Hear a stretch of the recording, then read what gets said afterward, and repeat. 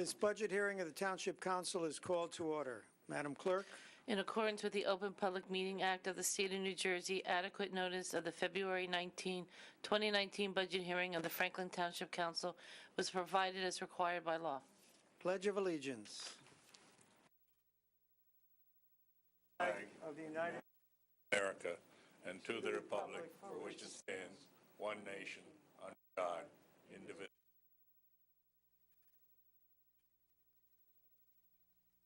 Madam Master Clerk? Councilman Chase, Councilwoman Francois, Councilman Galtieri. Here. Mayor Kramer. Here. Councilman Onijaka. Councilman Prasad. Councilwoman Pruitt. Here. Deputy Mayor Vastanella. Here. Councilman Wright.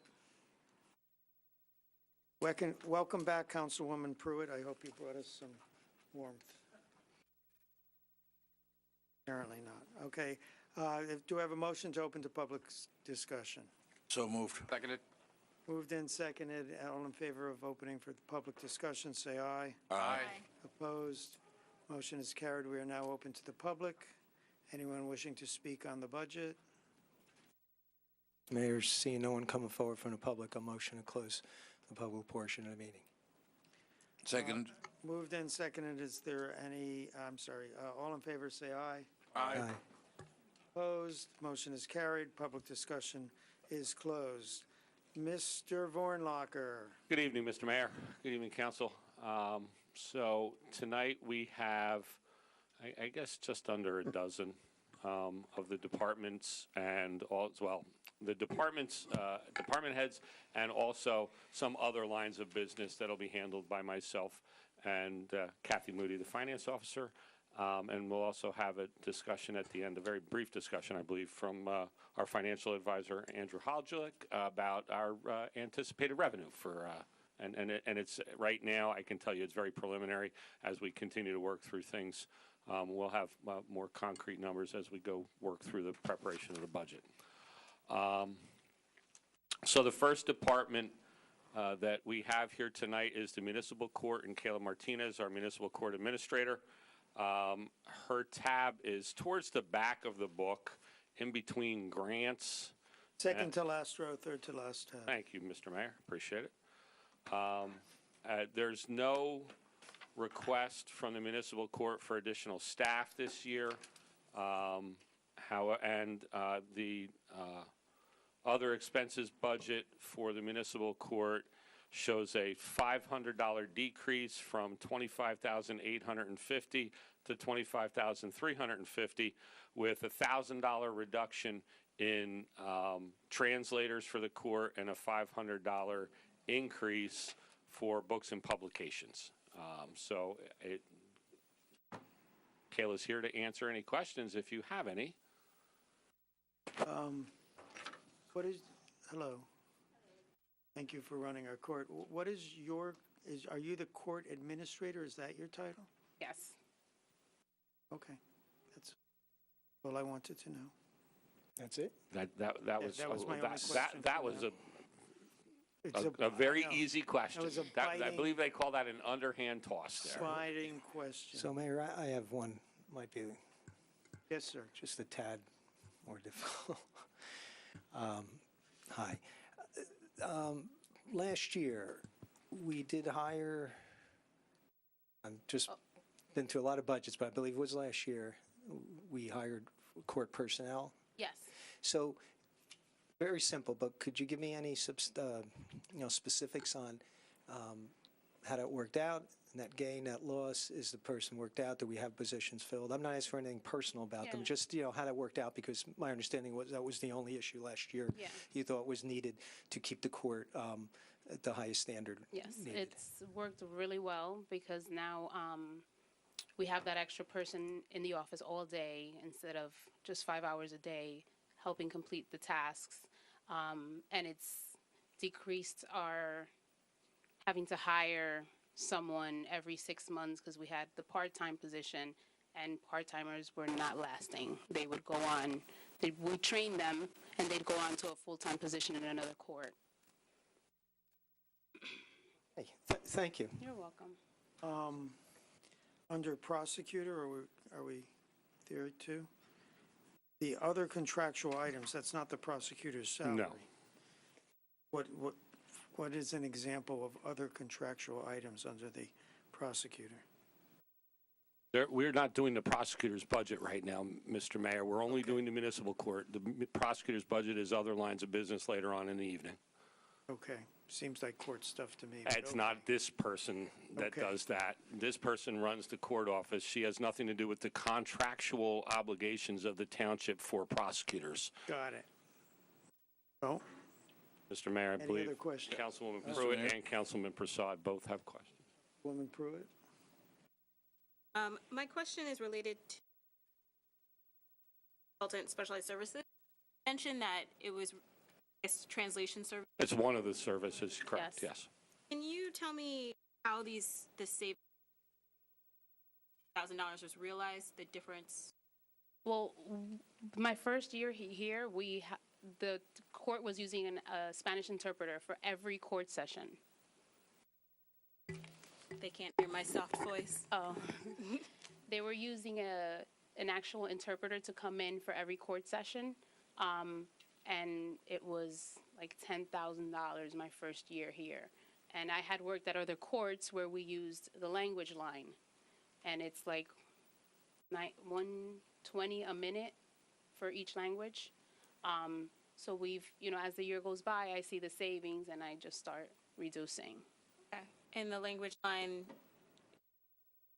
It's basically a phone number you call. You have it on speaker. They Okay. they pull up an interpreter and you can speak to them. all right, I just want to make sure that's what I thought it was. Yes. But thank you. Yeah, just a Mr. quick question. Prasad. We gave you additional staff last year. How did that impact upon the backlog in the court? The backlog has continued since I've been here, and it was decreased. It's continued pretty much steady since then. Okay. But let me just clarify something. Staff in the municipal court has nothing to do with backlog. Backlog has to do with judges and prosecutors. Okay. It really has very little to do with the staff in the office. The backlog is cases in front of the court. So that's really where that falls. And the numbers, and I spoke recently with Judge Kelleher, the presiding judge of the vicinage. I had a conversation with him about 2 weeks ago, and he's more than satisfied with the level of our backlog, and there's no issues at the county level with our municipal court at all. Okay. So just the reason why I asked that was giving you the additional personnel, hopefully it had a positive impact upon the operations of the court. Yes, That's it has. It does, and so it has a positive impact, not on, just so, on a number of things, on the efficiency of the court on off-court days, when there's not court in session, and the paperwork is being processed in a timely manner, but also allows for less overtime because of the ability to overlap employees on days and afternoons, as opposed to having every employee working both days and afternoons on evening court days, so that we incur costs for overtime. So there's that advantage as well. Okay, I have a question. Thank you. Mr. You made me believe that our court system here is a training ground for other courts. When we hire these guys, with the new people, we train them, they go out and get another job with another court. Is there any way we can stop it or slow it down? So we're not going to be a training ground for other courts. I don't see how we can stop it, because if we have a staff member, we're going to need to train them to do what we do every day. And once they have that knowledge, if they're only working part-time and they get offered a full-time position doing the same thing,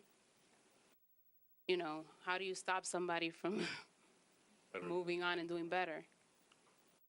The way that we can stop it is, and I'm not suggesting it, is increasing salaries. That's often what. But That too. In particular, in this case, though, the experiences that we were having was people were being trained in the part-time role, and then they were leaving for full-time positions because people don't necessarily want to work part-time, but when the only thing available initially is a part-time position, they take it in hopes that they can move on to a full-time position. It's not just in the court. That's in any position where we have part-time positions, any of the jobs. any other questions on this budget item? Seeing none. Okay. Thank you. Thank you. Next department is Human Resources. Raven Williams. Last tab, first row.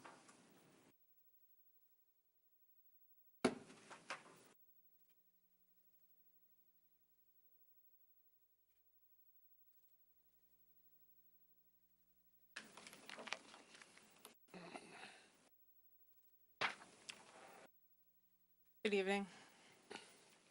So this budget shows no requests for additional personnel in the HR department this year, and the operating budget, which is at $113,995, shows a decrease of $8,636.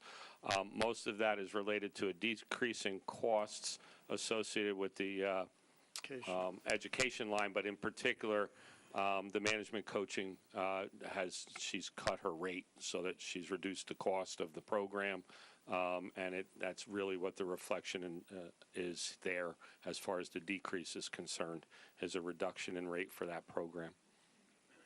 Any questions from council?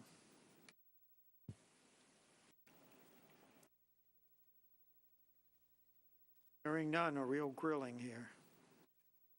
So I'm sure that Ms. Williams has a ride ahead of her and is appreciative of that. If there's no other questions. Okay.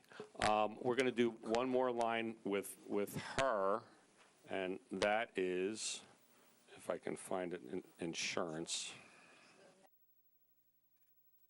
Insurance is on the third row, third tab. There it is, yep, insurance. So in particular, not liability insurance, that's mine, but health care, which will be Up $1 million. the group health insurance. So most of our lines in the group health insurance have remained the same. The smaller lines related to medical stipends and the like, optical reimbursements, employee copay reimbursements. The biggie is on line 092, medical insurance. Up $1 million. So it's up $1 million. It's up $1,041,139. $1,004,000. I'm sorry. Yes, I stand correct. $1,004,000. I'm looking at the bottom line, which is the total change is $1,041,039 overall for all of the lines for health care insurance. But in particular, the big one is $1,004,139. So, Mr. Manager, take a guess as to how much our budget will go up this year, roughly. About 1.7 million. So the point is, most of it's coming right here. Absolutely. Yeah. And you can see, and if you look, the department request is the $10,950,000 number. So that is the premium cost for our health care benefits. The offset of $3 million is a combination of reserve plus employee contributions. So the total cost really is $10,950,000. And so obviously the employee contributions are of a significant amount of money, and then coupled with monies from reserve, that's how we get the number down to 7.9, which is still $1 million increase.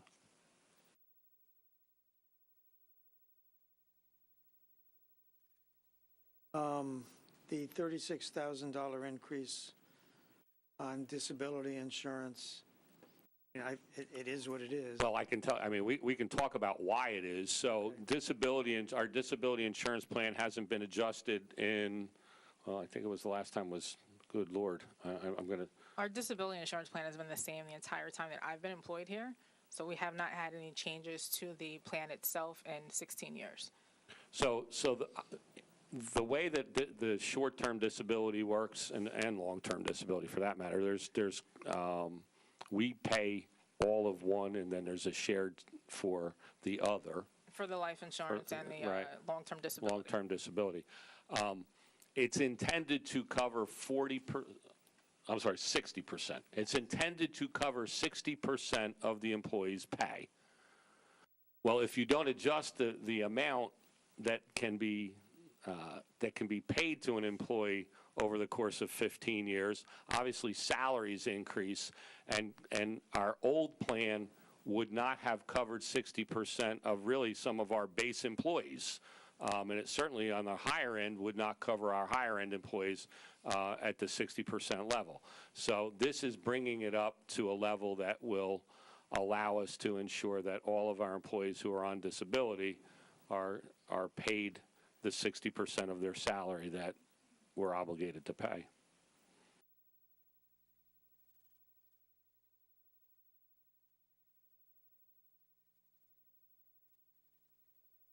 Any questions?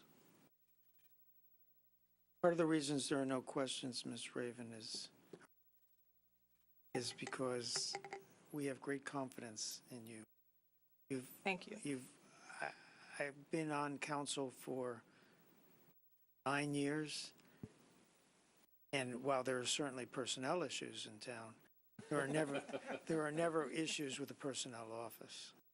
Thank you. I appreciate Human that. Resources Office. So thank you for your service. Thank you. I appreciate that.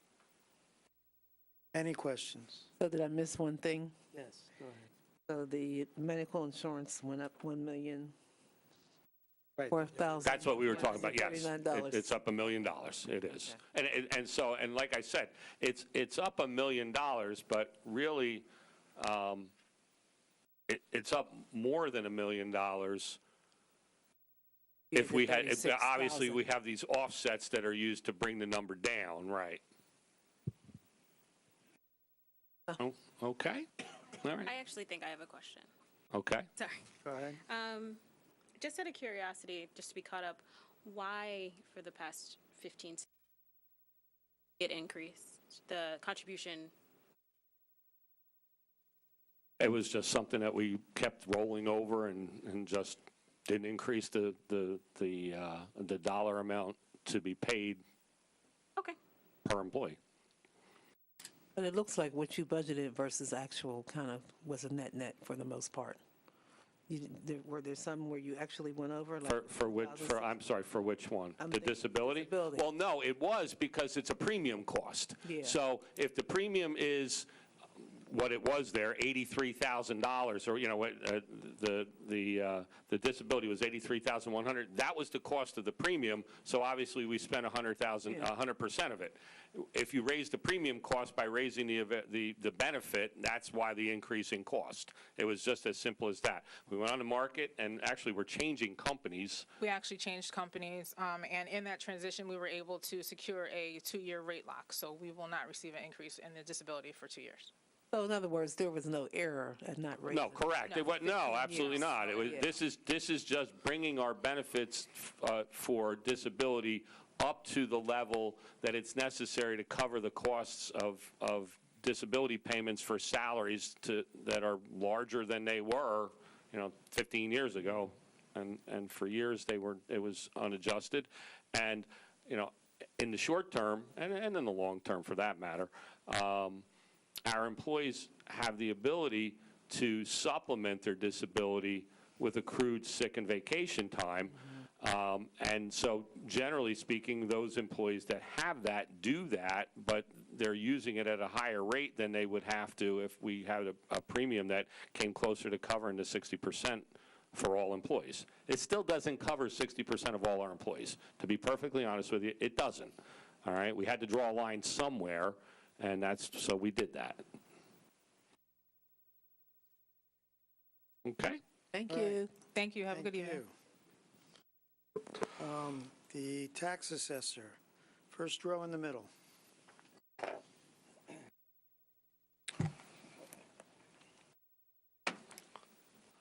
So tonight, Mr. Carabelli is here to discuss the assessor's office and the assessor's function and their budget. There's no additional staff requested, and Mr. Carabelli's budget is at $97,700, showing a decrease of $16,292, which there is on line 028 a significant decrease from 90 to 75,000. That's professional consultant and specialized services. That's primarily the appraisers that are utilized by his office on appeals.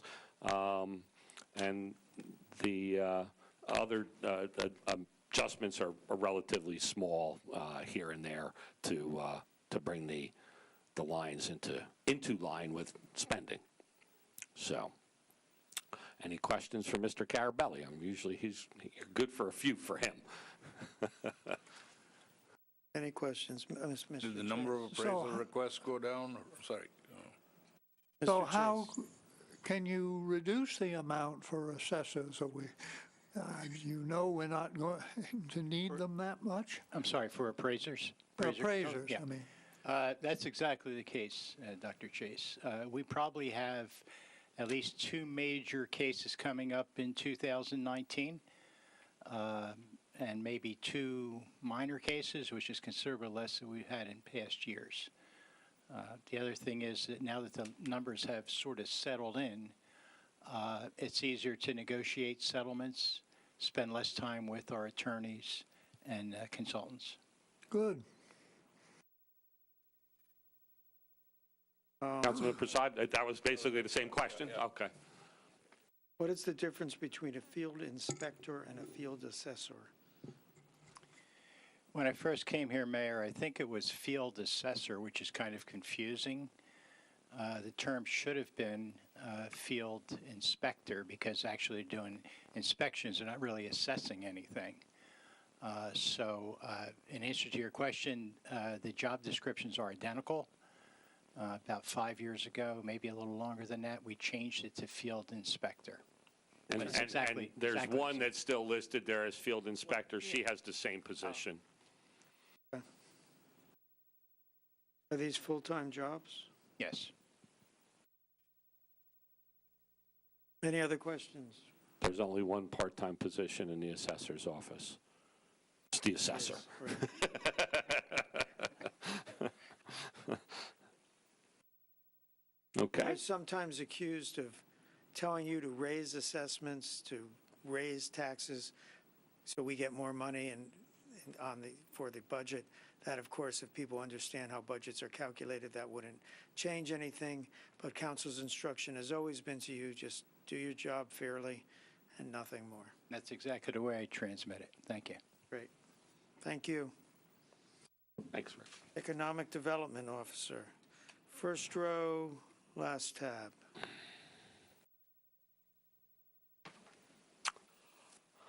No, is that right? So, yes, second row. Yeah, no, last tab. You're right. This last tab. Second row, though. Second row, last tab, right? Right. Yeah. So the only staff member in the Economic Development Department is actually in my office as under the manager's budget, so we'll talk about that later. And obviously, Mr. Dominic, as you all know, is our Economic Development Director. The Economic Development budget is proposed at $125,675, a decrease from $135,675, a decrease of $10,000. That $10,000 can be attributed to one line, 029 other contractual items. It's in that line that we budget the annual, I'll say contribution, for lack of a better term, to the redevelopment agency. And based on the current status of the redevelopment agency's fund balance, for lack of a better term, or trust, this is one of those times where the money that is budgeted in this OE budget that goes to the redevelopment agency, which is an independent agency, is kept and not returned to the general fund if it goes unexpended. So there's a balance of monies over the years that have accumulated, and we have reduced this budget. As you can see, it went from $30,000 in 17 to $20,000 in 18, and now down to $10,000 in 19, because there's it's the belief of the executive director, Mark Healy, that there are sufficient funds to cover any costs that might be incurred by the redevelopment agency for calendar year 2019 without without any more than the $10,000 that's being requested here. And that $10,000, to be perfectly honest with you, is the monies utilized for the stipend that Mr. Healy receives to be the executive director of the redevelopment agency. So I think the redevelopment agency, from a financial standpoint, most of the funds utilized to pay for services with the redevelopment agency are funded by the redevelopers themselves through escrow. So that kind of explains this decrease, and I'll let Mr. Dominack explain the rest of the budget, which I think is some of you are familiar with and some of you may not be. So. Yeah, the majority of the budget, as you know, the $110,000 is for consultants. Typically, it's for forward planning, just like we have them doing a $32,000 study for Hamilton Street. Right now, we use them on an ad hoc basis. Sometimes it's doing an actual study. Sometimes when we need his assistance for 2 hours or 5 hours or 10 hours. But that's the majority of the budget. The rest of it is for conferences and or the different associations that we belong to, like the Somerset County Partnership.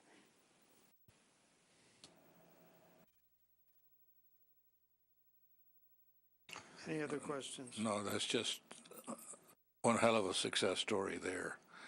And Hamilton Street turning it around after all that was going on there is a feather in your cap. Thank you. So I would very much agree with what Councilman Prasad just said, and I'm when I first took this job as the township manager, one of the things I talked about to some of you who were involved in that process in my interview was the need for this and a need for an economic development plan and a need for a person to implement it. And I think that we truly have chosen the right person to do this job. He's kind of like my right-hand man, and I appreciate everything he does. I know we don't always get a chance to say that in a public setting, but he works very hard to get all of these initiatives off the ground.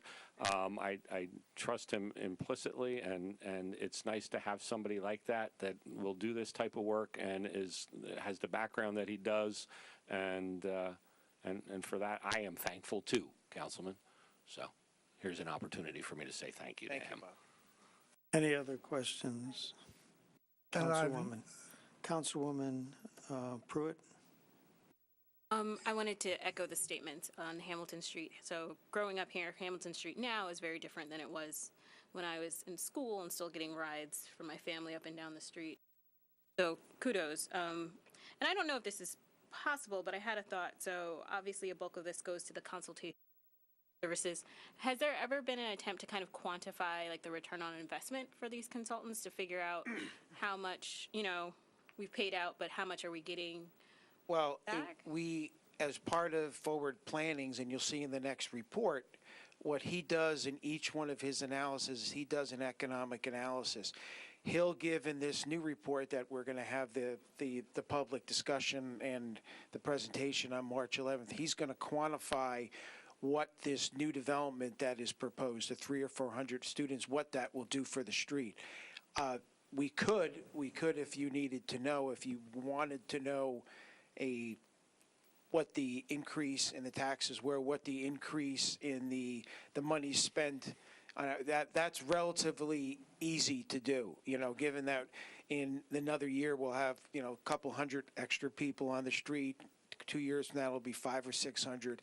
That's easily quantified using statistics to determine that. So, and just trying to echo that, there's two parts to that question and two answers to that question. One is the very easily quantified, which is this property was valued at this much, and the assessor who just left. These properties were valued at this much money, and now they're valued at this much money, which shows a net increase of this much money on just the raw property value, which then equates to a much greater share of the overall tax burden that the taxpayers all share in each little piece. The mayor just said something earlier, and I like that somebody said that when the assessor was up here, which is, we're doing all of these good things on Hamilton Street and hopefully elsewhere in the township, but the reality is what that does is it doesn't mean that they necessarily they're paying more means we can reduce taxes. Our costs are the same. What it does is it it shoulders more of the burden on those properties than was previously shouldered, so that it offers maybe some relief elsewhere down the line to others, so that it just makes it spreads it out a little bit more. So that can be quantified, and the other is just the economic impact to the neighborhood. What now you have people spending money there, right? So there's that economic impact, and that's something that that forward planning is very good at and will be included in there as they continue to give us reports on these things. I look forward to seeing the report. Thanks. Councilman Chase, did you have a question? No, I was just going to note, as further evidence of your confidence in Mr. Dominic, that you have appointed him as acting manager when you've been out of town. I have done that, yes, and that's, I think that speaks for itself. Something one would do for no friend. Turn all of you loose on him when I'm gone. There's really only one person that gets turned loose. Councilman Galtieri. Galtieri. As some of this is now, Hamilton Street's going to be redeveloped for a while, but Sure. I'm sure some of it's winding down a little bit of it. Now we're able to start focusing in the other areas, I'm assuming? Absolutely. So there certainly is going to be the effort as far as the branding is concerned, which Todd has been working on, and that has a lot to do with Davidson Avenue. The other things that you'll be seeing at your regular council meetings are the things like the recommendations on zoning issues related to primarily areas of the Second Ward in the Davidson World's Fair and Cottontail Lane areas. Those the corporate business zone and the M1 and M2 manufacturing zones. We're seeing development there as well, and a lot of it is being driven just by the nature of our economy right now, and the type of development that we're seeing, which was encouraged in the report from forward planning, was warehouse, and all different types of warehousing, and we have several on the horizon right now, some very large at 495 Weston Canal Road. Also, there's an application that's going to be heard when the Tara Greens. In the next month or two, another 1 million square feet. So and then Vince and I have a meeting about 3 more warehouses tomorrow morning with the attorney and the developer on another piece of property that I'll leave it as a surprise for you, but I think that you'll all be pleasantly surprised once you hear it. It's a little confidential right now, but because no application has been made.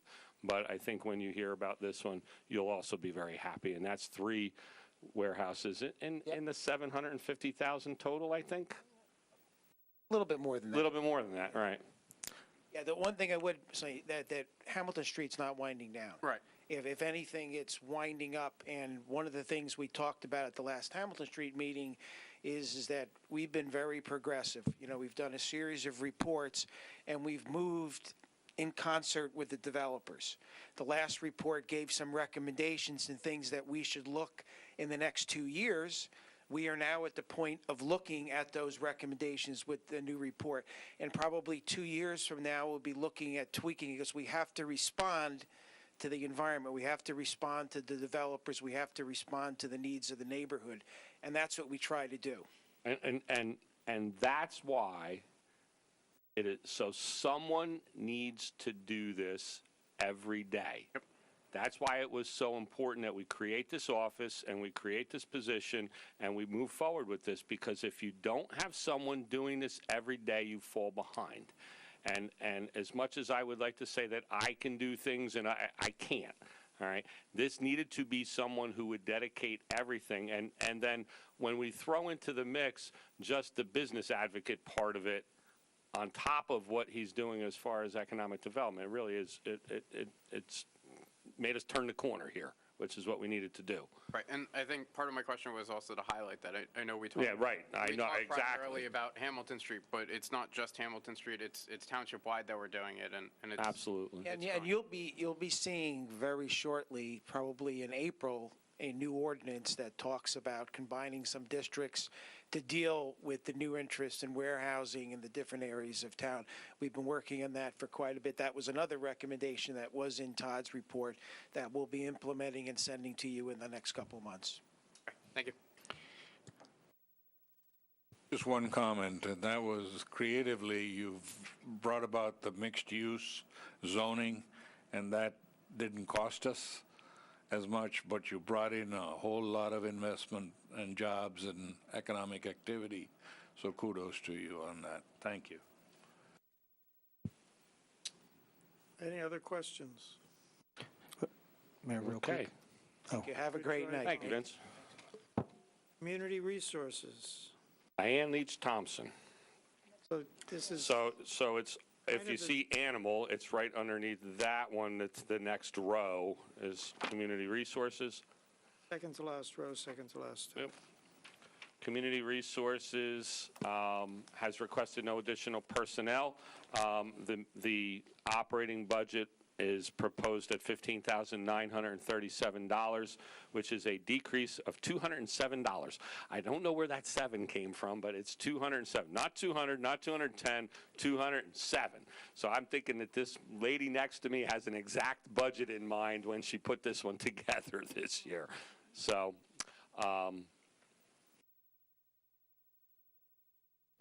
questions for Diane? The adjustments, as you see on the right-hand column of your spreadsheet, are just kind of minor adjustments, $300 decrease in printing and binding that was, and then some subtle increases and decreases. I think we took 929 and rounded it to 965 on conferences and meetings. It looks like, sorry, I'm trying to remember everything from last year because Sure, of when. we can talk a little. Nope. So the question was, I believe last year we had to get updated some equipment, the safety equipment and everything. So it looks. We haven't purchased. Okay. Sorry. We haven't purchased them yet. Okay. We did go over and look at it, and what we originally wanted at that time, they didn't have it, so we're going to be getting some other ones. Okay. So and that probably accounts for. It went up a slight little bit, yes. Okay. It went up $57. Yes. I'm not questioning the increase in $57. No, I didn't know. I'm looking at the column. It says 57. It went up 57. I didn't do the math fast. Come on, I don't get credit for remembering part of that at least. I give you a lot of credit. I didn't remember it, so I'm glad you did. Obviously, most of what Diane's office does is people work. It's not thing work. Working with the administration of a certain portion of the welfare program for certain members of our municipality, those without children. In this particular case, the ones with children are handled by the county social services department. And just we've talked about this, but that's not all that Diane's office does. There are so many things, tangible and intangible, that her office does. It has a presence in an area of town where it's most needed. And there are just the other things, the programs that are run that are outside of the welfare program, just the enrichment programs for some of the kids that live in that neighborhood. That's really, it's kind of a much broader umbrella of services that are provided. And the other thing, and I think some of you probably have experienced this more, and I experience it often, when you all get that phone call or that email or that letter from someone who is down on their luck and doesn't know where to turn, whether it's us or not, it's Diane is the person who knows what to do. That's the invaluable service that her office provides. It might not be a service that we're responsible for or that we provide, but it's Diane's knowledge and her, not just it's her office's knowledge to be able to help people who are down on their luck and don't know where to turn. Even if it's not us that's correct, it's always Diane that we go to and say, Diane, what do we do here? And that's really the greatest service that her office provides, is to help those in need when they don't know where else to turn.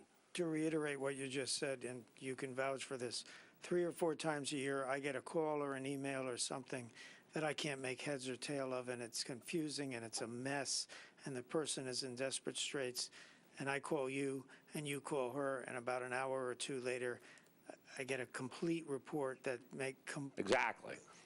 very, very professional report that makes complete sense of what's going on and outlines what resources are available.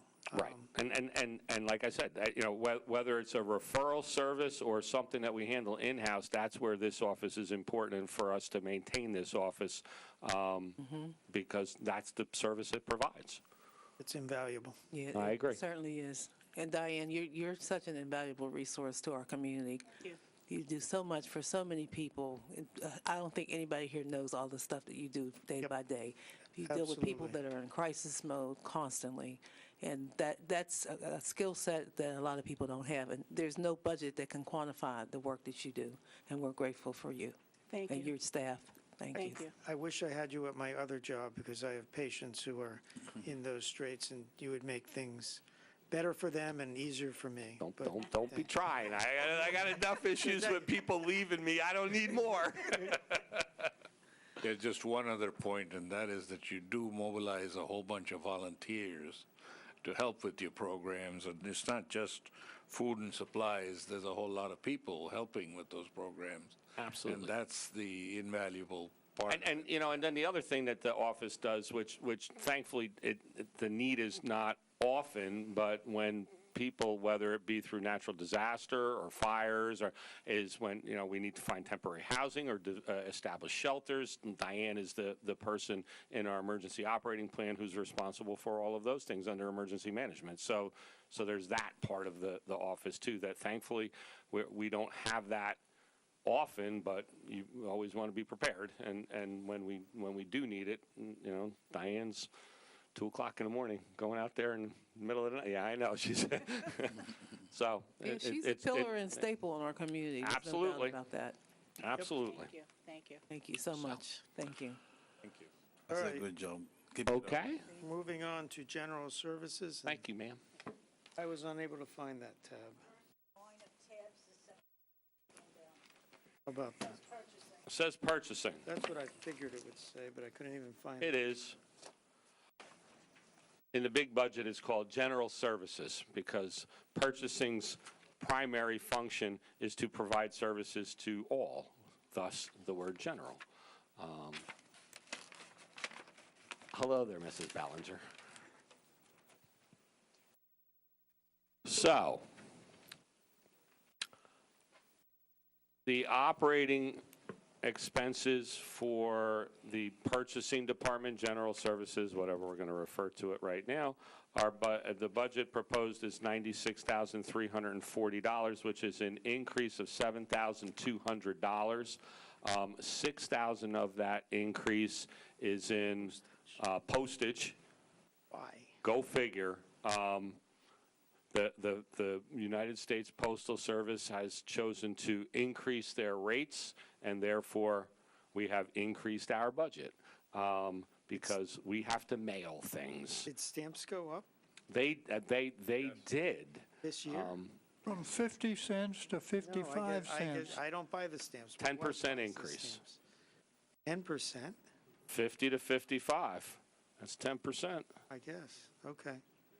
All right. I don't buy Sorry, people, I don't buy the stamps. And so therefore, you'll note a 10% increase in that line of the budget from 60,000 to 66,000. It's just to, you'll also see that in calendar year 2018, there was 96.7% utilized. Now that's loading the machine, but on 3 quarters of the year gone by, we had utilized all of the money and finished loading the mail meter up to get us through the end of the year and into 2019. So that's a pretty straightforward expense. And the other is copy paper. And I'm going to, so this is, she budgets it, but I'll talk about it because this isn't really her using the paper. It's everybody else using the paper that works for me. We have become more and more paperless. We do lots of things electronically that we didn't do before. but yet you say, well, then why do we continue to buy the same amount of paper? But the truth is that, but then once you begin to do everything electronically, there's this demand from outside for things.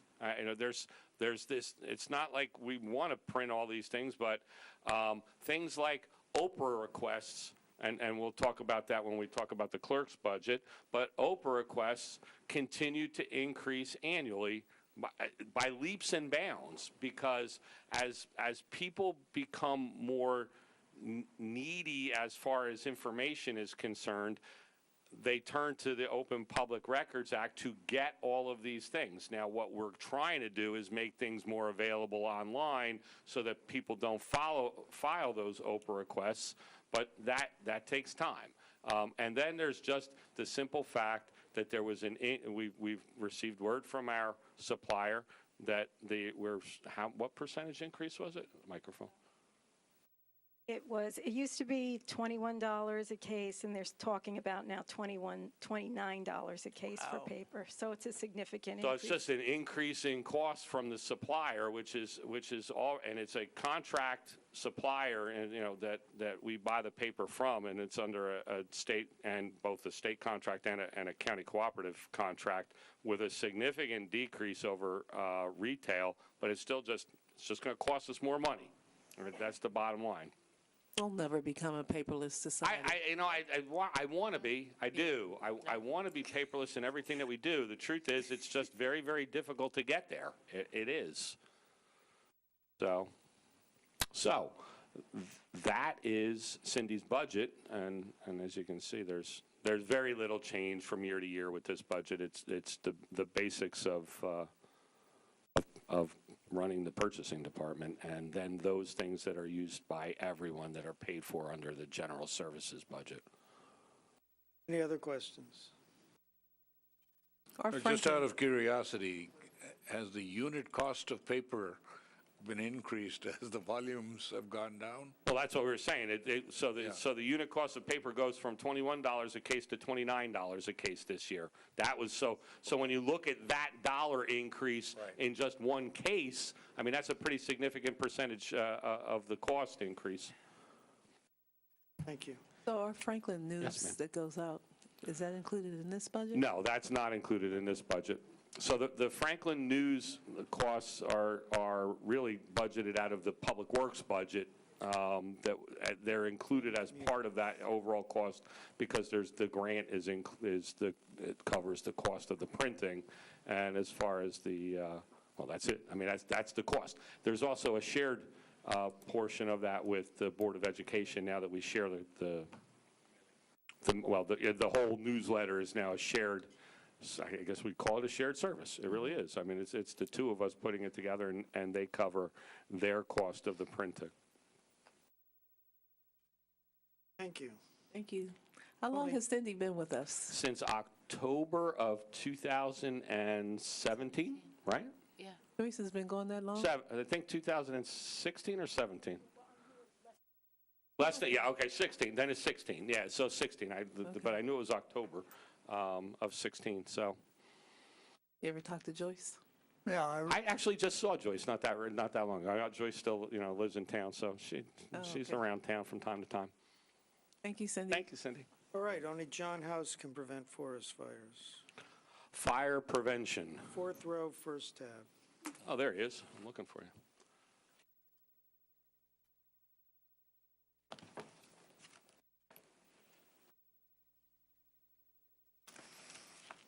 Okay. You said it, Mr. Mayor, and I got distracted.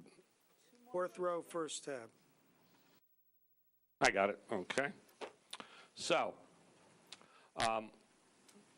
there are no requests for additional personnel in the fire prevention office this year. And the budget itself, and I'm going to allow John to explain this too. The budget itself shows a decrease of $12,564. I don't have my glasses on.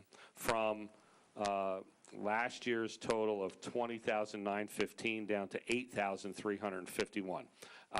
John has one of those budgets that does need some explanation because it really doesn't only cost $8,351 to run his department, but I'll let him explain to you why that number and where other money comes from to fund his office.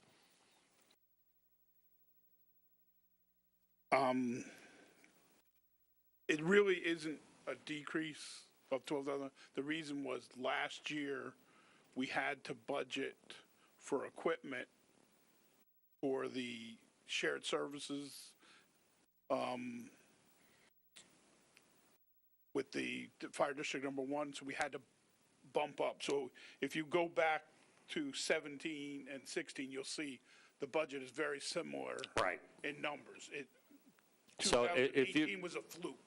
So if you recall, it was in last year's budget that we budgeted the equipment for the additional employee to allow us to provide the services that are included in the new shared service agreement that is only with Fire District number 1, that allows for additional response by our fire prevention inspectors during daytime in Fire District number 1 when the need arises for firefighting personnel, and also includes the operation of an engine in Fire District number 1 Monday through Friday during daytime hours, and that's operated by our fire inspectors as well. So that there was a cost that was associated with that for a one-time cost last year to facilitate that shared service agreement, which that shared service agreement is for how much annually? They pay approximately $75,000 to us for that portion. For that portion, so over and above and the joint shared service is another $97,000. Right. So there's $97,000 from fire districts 1, 2, and 4, and then there's that additional $75,000 just from District 1. And that funds, really, in total, its intention was to fund 2 full inspectors. The first was it was originally done, if you remember, back in 2010. Really, they're paying just for the half, because we used our. Oh, right, I'm sorry, yes, half. So the second one, the $75,000, we converted a part-time position into a full-time position, and the fire district picked up all of the additional costs associated with making that part-time employee a full-time employee, to include the benefits and pension costs, and that was a full coverage on taking it from part-time to full-time. They also just take that 75,000 and you add what we budgeted, 25,000, and you're back up to the 100,000 roughly. For a full-time employee with benefit costs. Yeah, they pay 97,000 jointly for one inspector, and District 1 pays that additional just over what we paid for the part-time employee. That's correct. Any questions? No. Mr. Chase?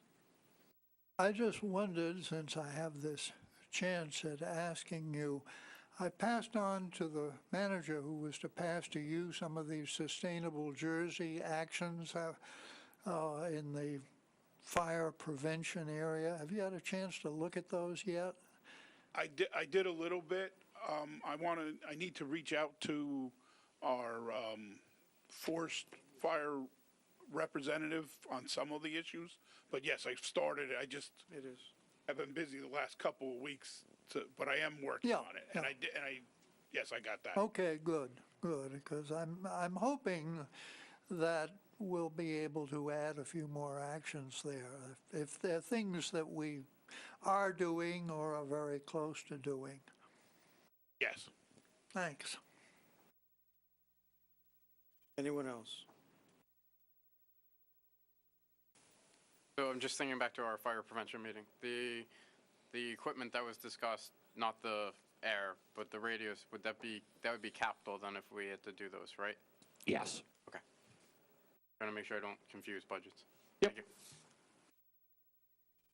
you. Okay. We turn, Thank you, John. we turn to the clerk, who is the second row, first tab.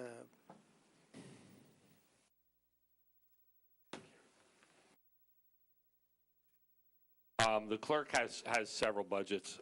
There's no request for additional staff in the clerk's office this year. The first budget that the clerk has is the clerk's budget.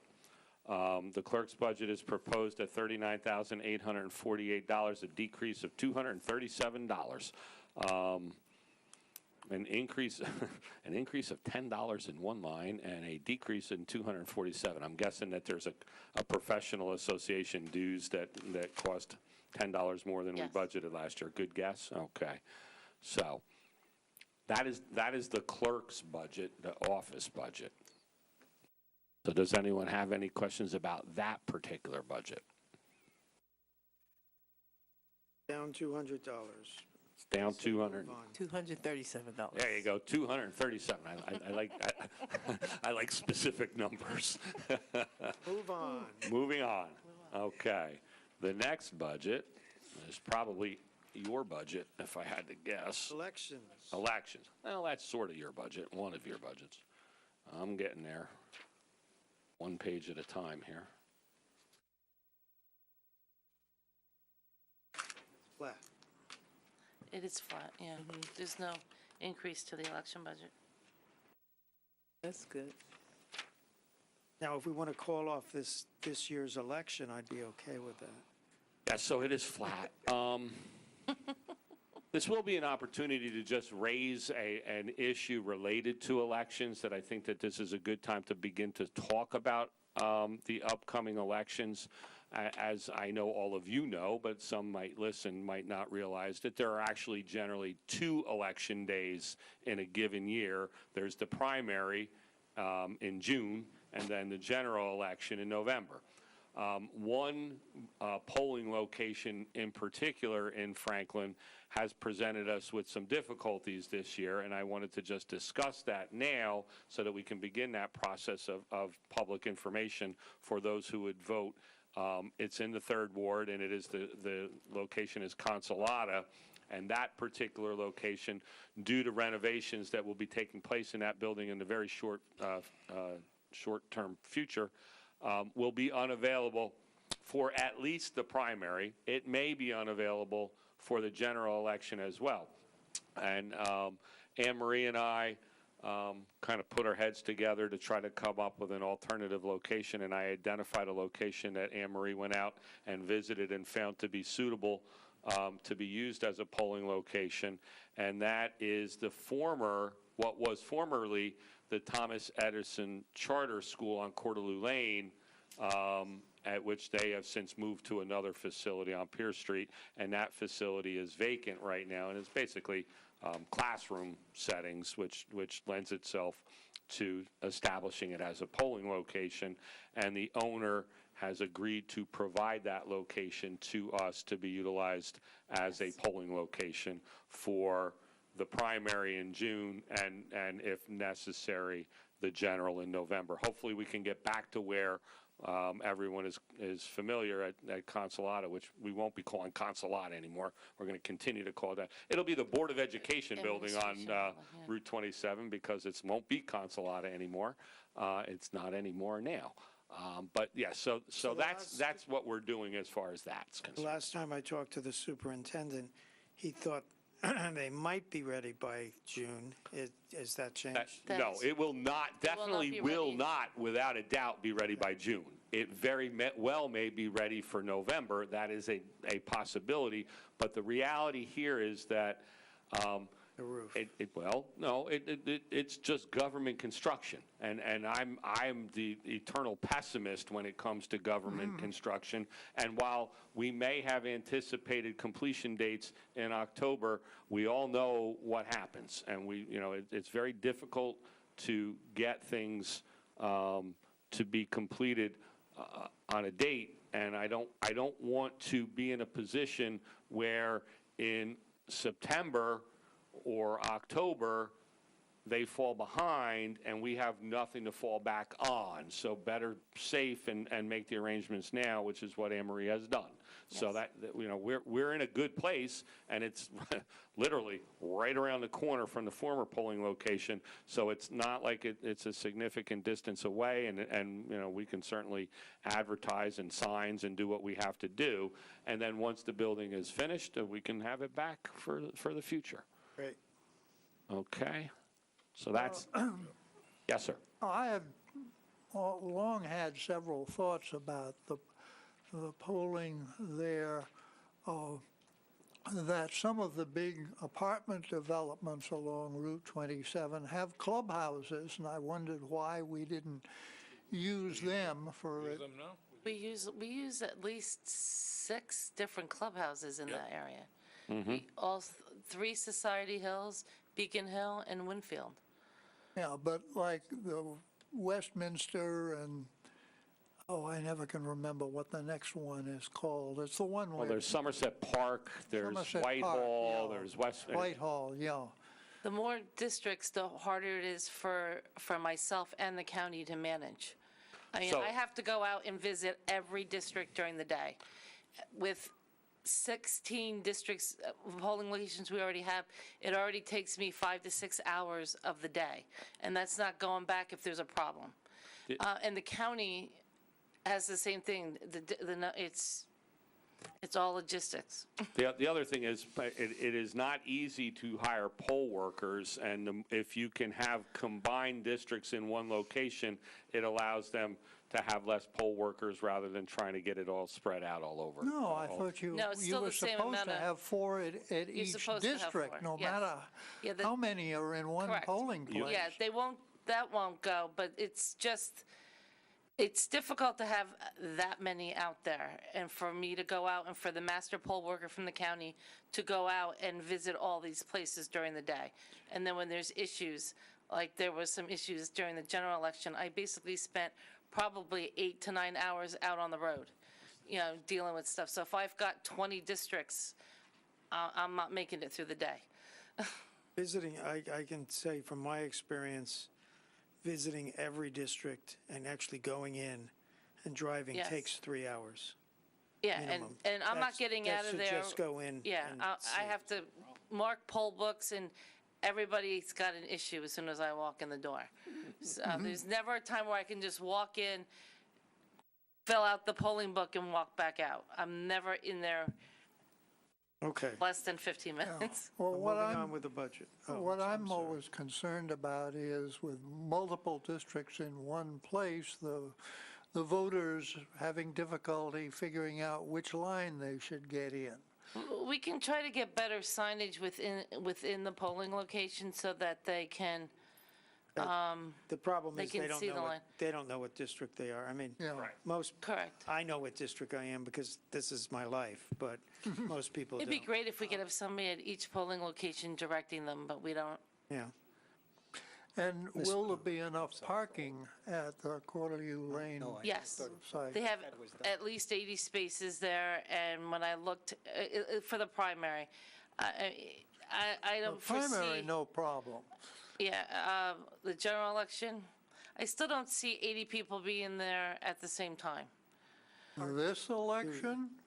Yeah, you weren't there for the Obama election. Well, you were there. Yes, I was. I got stuck at the Armory for 45 minutes in a parking space. Yeah. I actually had to call the police to get me out. Yeah, no, But, I've seen parking issues Yeah, we, throughout the township. okay. And I think Deputy- this next election is going to have the highest turnout in But there would have to be probably 80. 50 years. There would have to be 80 people there all at the same time every minute. There, Yeah, well, So, Deputy Mayor, you had a question? You were referring, Dr. Chase, to 2020 when you said you're expecting the biggest turnout in 80 years. yeah, Okay. yeah, just wanted to- actually, that's. Okay, not 2019, yeah. 2020. Well, I'm hoping. Okay, so- It'll be a biggie. 2020 is a whole different issue. We're worrying about 2019. Right, Yeah, no, and I that's true. just, This year won't, it shouldn't I be a may vote problem. twice. so, Ms. Clark, One election at a I time. just wanted, that's why I just wanted to reference, make sure we were on the same page. No, So I agree with, You're right. Deputy Mayor. I was thinking of 2020, which is So getting unless ahead there's of the more, game. unless there's more So, budget questions, go ahead. Yes, I just Good. wanted to clarify. Yep. Because, okay, so we got a year to get, to get organized. Now, and I know you and the whole department work very hard at election time, so just a couple quick things.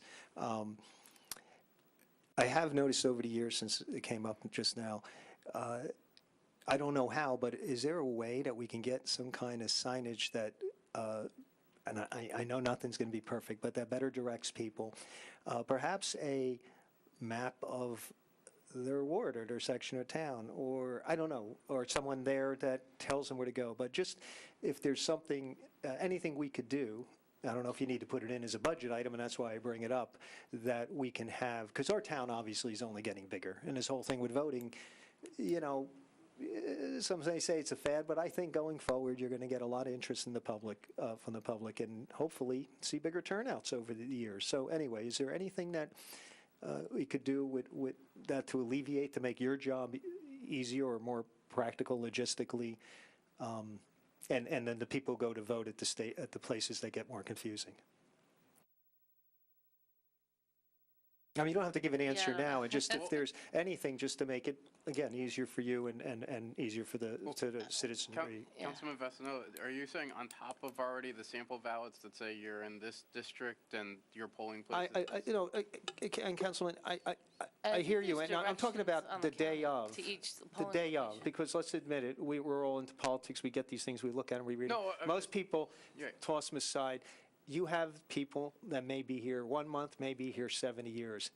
They know what ward, what district, what neighbor's district is, and then there's everyone else. And instead of, you know, expecting them to read the ballot, just if there's. I mean, there's information on the website, our site, the county site. No, I meant that at the polling places themselves, those days, the So- election day. This is a budget hearing. Yeah. Yeah, we're this kind is of an getting Well, no, I didn't know if it required any budget, but No.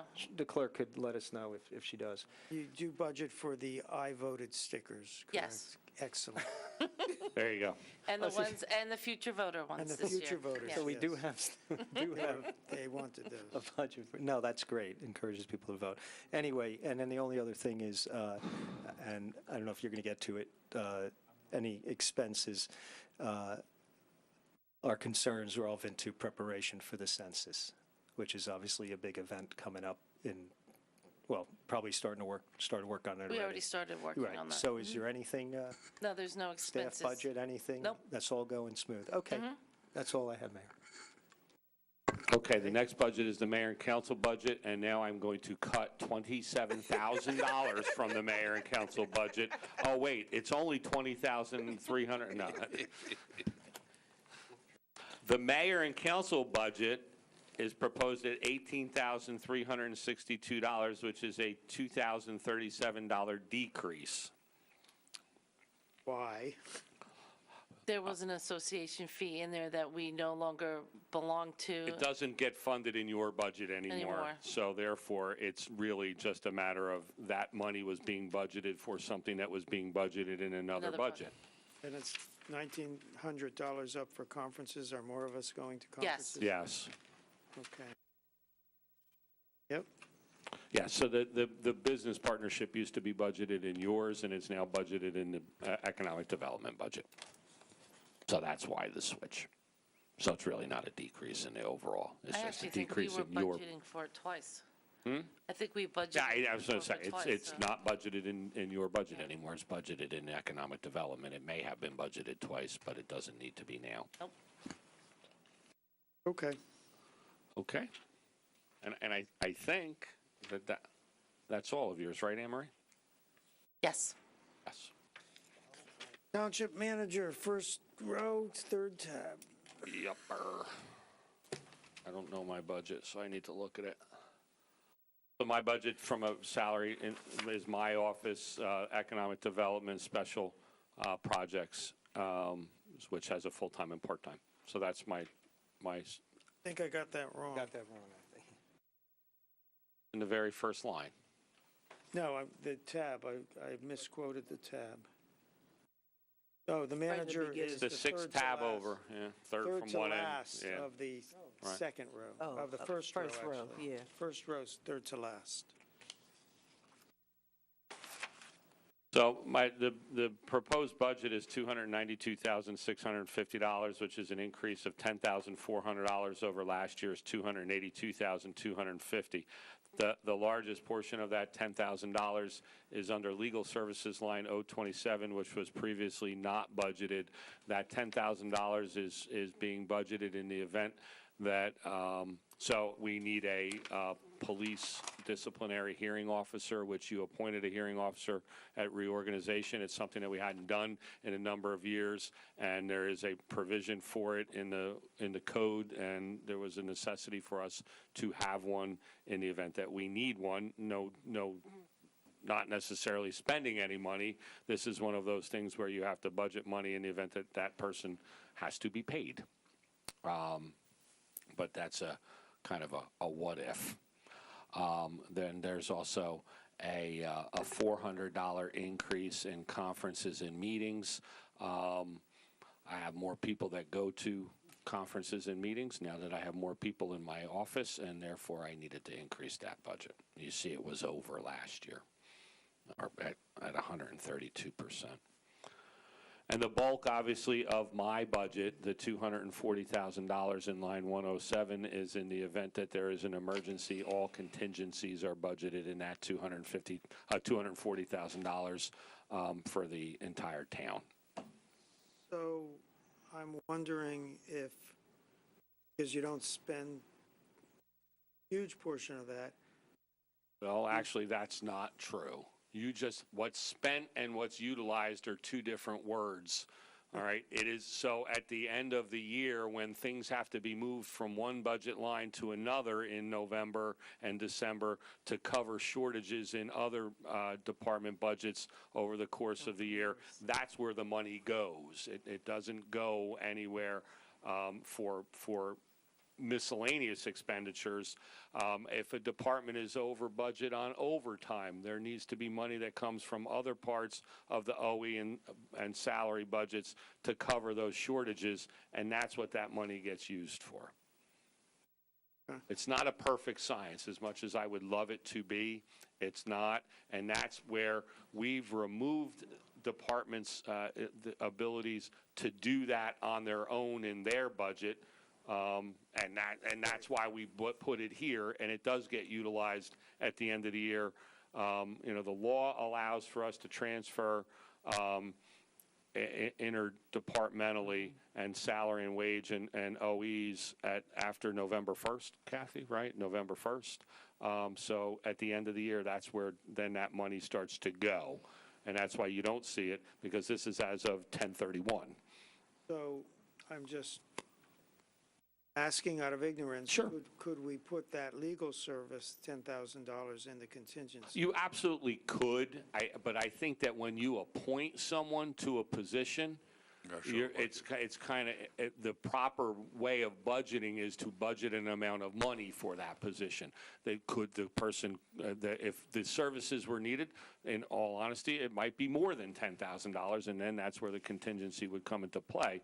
But generally, you don't appoint someone to a position that is an hourly rate position without having some monies budgeted for that particular purpose. Exactly. So, well, you could certify it out of my contingency. I mean, it could be, but really, that's not a contingency. This is a known expense in the event that the service is needed. Right. Okay. Okay. Okay. Finance. Unless there's questions for me, I'm sorry, I didn't mean to cut anyone off if they had a question. My budget is pretty straightforward, though. Finances, second row, second tab. Okay.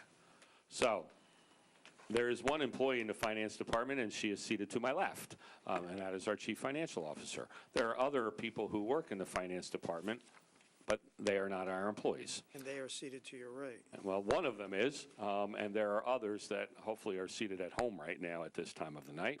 But the line 028, professional consultant and specialized services, is budgeted at $322,500. That's $322,500 of a $330,000 budget, and clearly that is the amount of money necessary to pay our contract to Hodgelick and Morrison for both financial consulting services as well as the staffing of our finance department with 3 employees to perform the functions of accounts payable, payroll, and treasurer. And it was a new contract of July 1st that was approved, so there you go. Thank you. I knew it was a new one, just didn't remember. That's right, he's still on a fiscal year. Just as an editorial comment, over the years, the finance department was somewhat of a mess, but we've done a lot to improve it.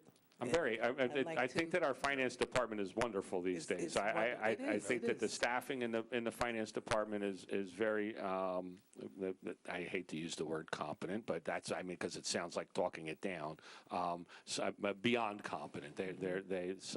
And we've now reached a point. The current staffing, there's always bumps in the road. The current staffing right now, I think, that would meet with all of our satisfaction and then some with the women that are working in the office at this particular point. And Andy's okay, too. It come a very, very long way. I said okay. No, it's a difference of night and day from what it used to be, so thank you. Yeah. Yeah. So obviously, having been an employee of the township for many, many, many years now, I've experienced a number of different CFOs and a number of different structures and different iterations in the finance department. And I would say that from a township manager point of view now, I think that it functions very well, and I wouldn't tinker with things that work well. And so I try not to tinker, and she runs the office, and I just let her run the office, which is better for me. And she does a great job. Yes. So, any questions on the basic finance budget? I think it's pretty straightforward. And now we get into some of the others. And Kathy, here. I do. Is that? It's the last page. All right. So the very last page under the finance tab is the annual audit fee. There's two associated costs here. One is the annual audit, which in the very near future, I anticipate that council will be given a resolution on your regular council agenda to name an auditor. Internally, there's been a number of issues as far as naming an auditor, which I anticipate all of those issues will be resolved within the next couple weeks, and it'll become more clear to everyone involved why I had all of us wait until to appoint the auditor, I'll leave it at that for right now. Phoenix Advisors is another line in this. Phoenix Advisors is who we've utilized to do our federal disclosures and compliance with all of our bonds. And they've proven to be more than useful. I think that they helped us secure our AA+ bond rating the last time around. I will say that I anticipate that we will issue bonds again this year. We have a number of big projects coming up, and we have other bond issues that we've now floated to cash, and it's going to become time that we sell those bonds. And 2019 will be the year that we do that. It's Phoenix Advisors and Mr. Hodgelick that help us to decide when it's appropriate to do that, and when the market is most agreeable to us and our bonds, so that I think that $8,400 or $8,500 that we spend on Phoenix Advisors has more than paid for itself. And it's a very complicated, the disclosures and compliances filings are very complicated. And not to take anything away from Kathy, but it really does. We want to ensure that all of our SEC filings are correct and up to date, and so that's that cost. Just FYI, they just did a revision to the rules, 167 pages. There's a webinar on it next month, but Phoenix Advisors, this is their business, so they know how it would relate to us among the other things we do, we would not be experts in our department, and it's definitely a very scrutinized expense from the SEC perspective, and it's worth getting their professionalism. Okay. All right. So the next one that I'd like to bring you back to is the insurance tab. There's one that we did not go over with HR, and that's the very beginning one. And that's liability insurance and workers' compensation insurance. The department request this year is $1,224,415. That shows an increase of $66,254. That is an increase overall. So our our JIF assessment has increased by about $33,000. That's that's our liability insurance. It's gone from $1,055,000 to $1,089,000. The other thing is our co-insurance, which is item number 5 here, and that's, we have, what's the word I'm looking for? Deductibles, thank you.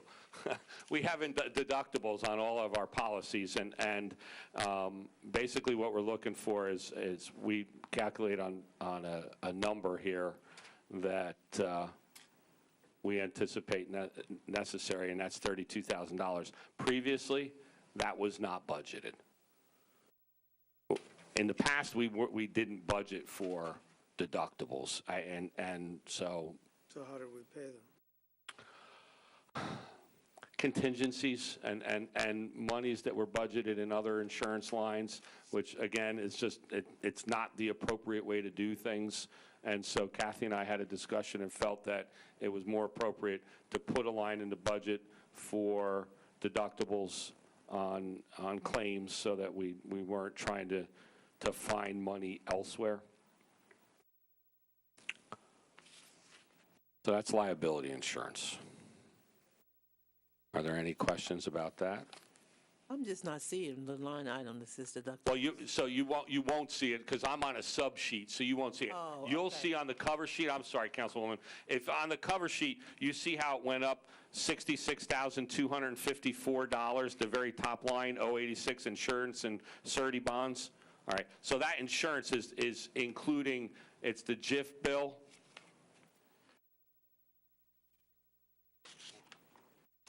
Oh, okay. You see what I mean? See where I'm talking about? It overall, far right, it says difference 18, and it actually should say 1819. That was just we reused the workbooks. It says it's an increase of 66,254. Yes, All right. So that 66,254 is taken up by a $33,000 increase on our overall liability insurance through the JIF. So an increase from $1,055,000 to $1,089,000, and I have my cheat sheet in front of me. That's where, and then the other is an increase of $32,000 because we had never budgeted for deductibles, which we felt that it was time that we budgeted appropriately, rather than robbing Peter to pay Paul somewhere down the line out of another budget. Thank you. Okay, and then I'm gonna. Right, now volunteer organizations, far left tab.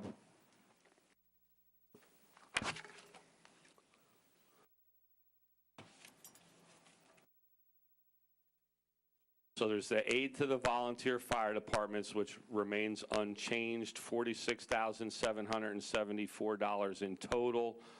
In 2019, that reflects the same amount from 2018. This has to do with, so there's aid to fire districts, state aid is in this line. This is money in, money out that we have to budget. Yeah, exactly. So there's money received from the state of New Jersey that's included as revenue in our budget. So therefore, there has to be the associated appropriation. So this is just money, a money in, money out line. The $30,000 for insurances, we are self-insured. There is a policy, a death benefit policy for all volunteer firefighters in Franklin Township, and that is self-funded, so we have to maintain that funding for that insurance. And that's the 2 lines in that budget. And if you flip through that, the next line is first aid contribution. It's proposed at $65,000. It was at $65,000 last year, and it was at $65,000 the year before and the year before that. This is monies that the council has budgeted annually to help the volunteer first aid squads that service Franklin Township. At present, the volunteer first aid squads are Rocky Hill, Kendall Park. I got them, Councilman. All right, long day and a long night. Kendall Park and East Millstone. Kingston is no longer providing, although there still is a Kingston First Aid Squad. Kingston is no longer providing. And the reason I bring that up is that this money that is budgeted annually is divided among the first aid squads based on their total calls for service responded to in the previous year. So that one first aid squad gets more than the other, not because we like them more, but that they handle more calls. And so that was a fair way of doing it, and that was back when I wore a different hat, and I was on the ELS committee with Councilman Vassanella, and we decided that that was a fair way to appropriate money to Yes, I was trying to help, by the way. I know you were. I'm joking. After 15 years, or several years, I better The first aid squads have numbered more in the past than they do now. You know, we've lost Franklin Somerset First Aid Squad. They no longer provide services in Franklin Township. Like I said, Kingston, to my knowledge at this point, is no longer providing services. They're being covered by other first aid squads. Rocky Hill was off the table for a while and is back on the table because they've restaffed their volunteer service. So it's listen, volunteer first aid squads are a wonderful thing, but it is something that we see, and just like the volunteer fire departments that we talked about earlier, it's becoming more and more difficult to staff them just because people's lives have changed, and the general base for volunteers is no longer there. But that's for another night, and I won't pontificate about it.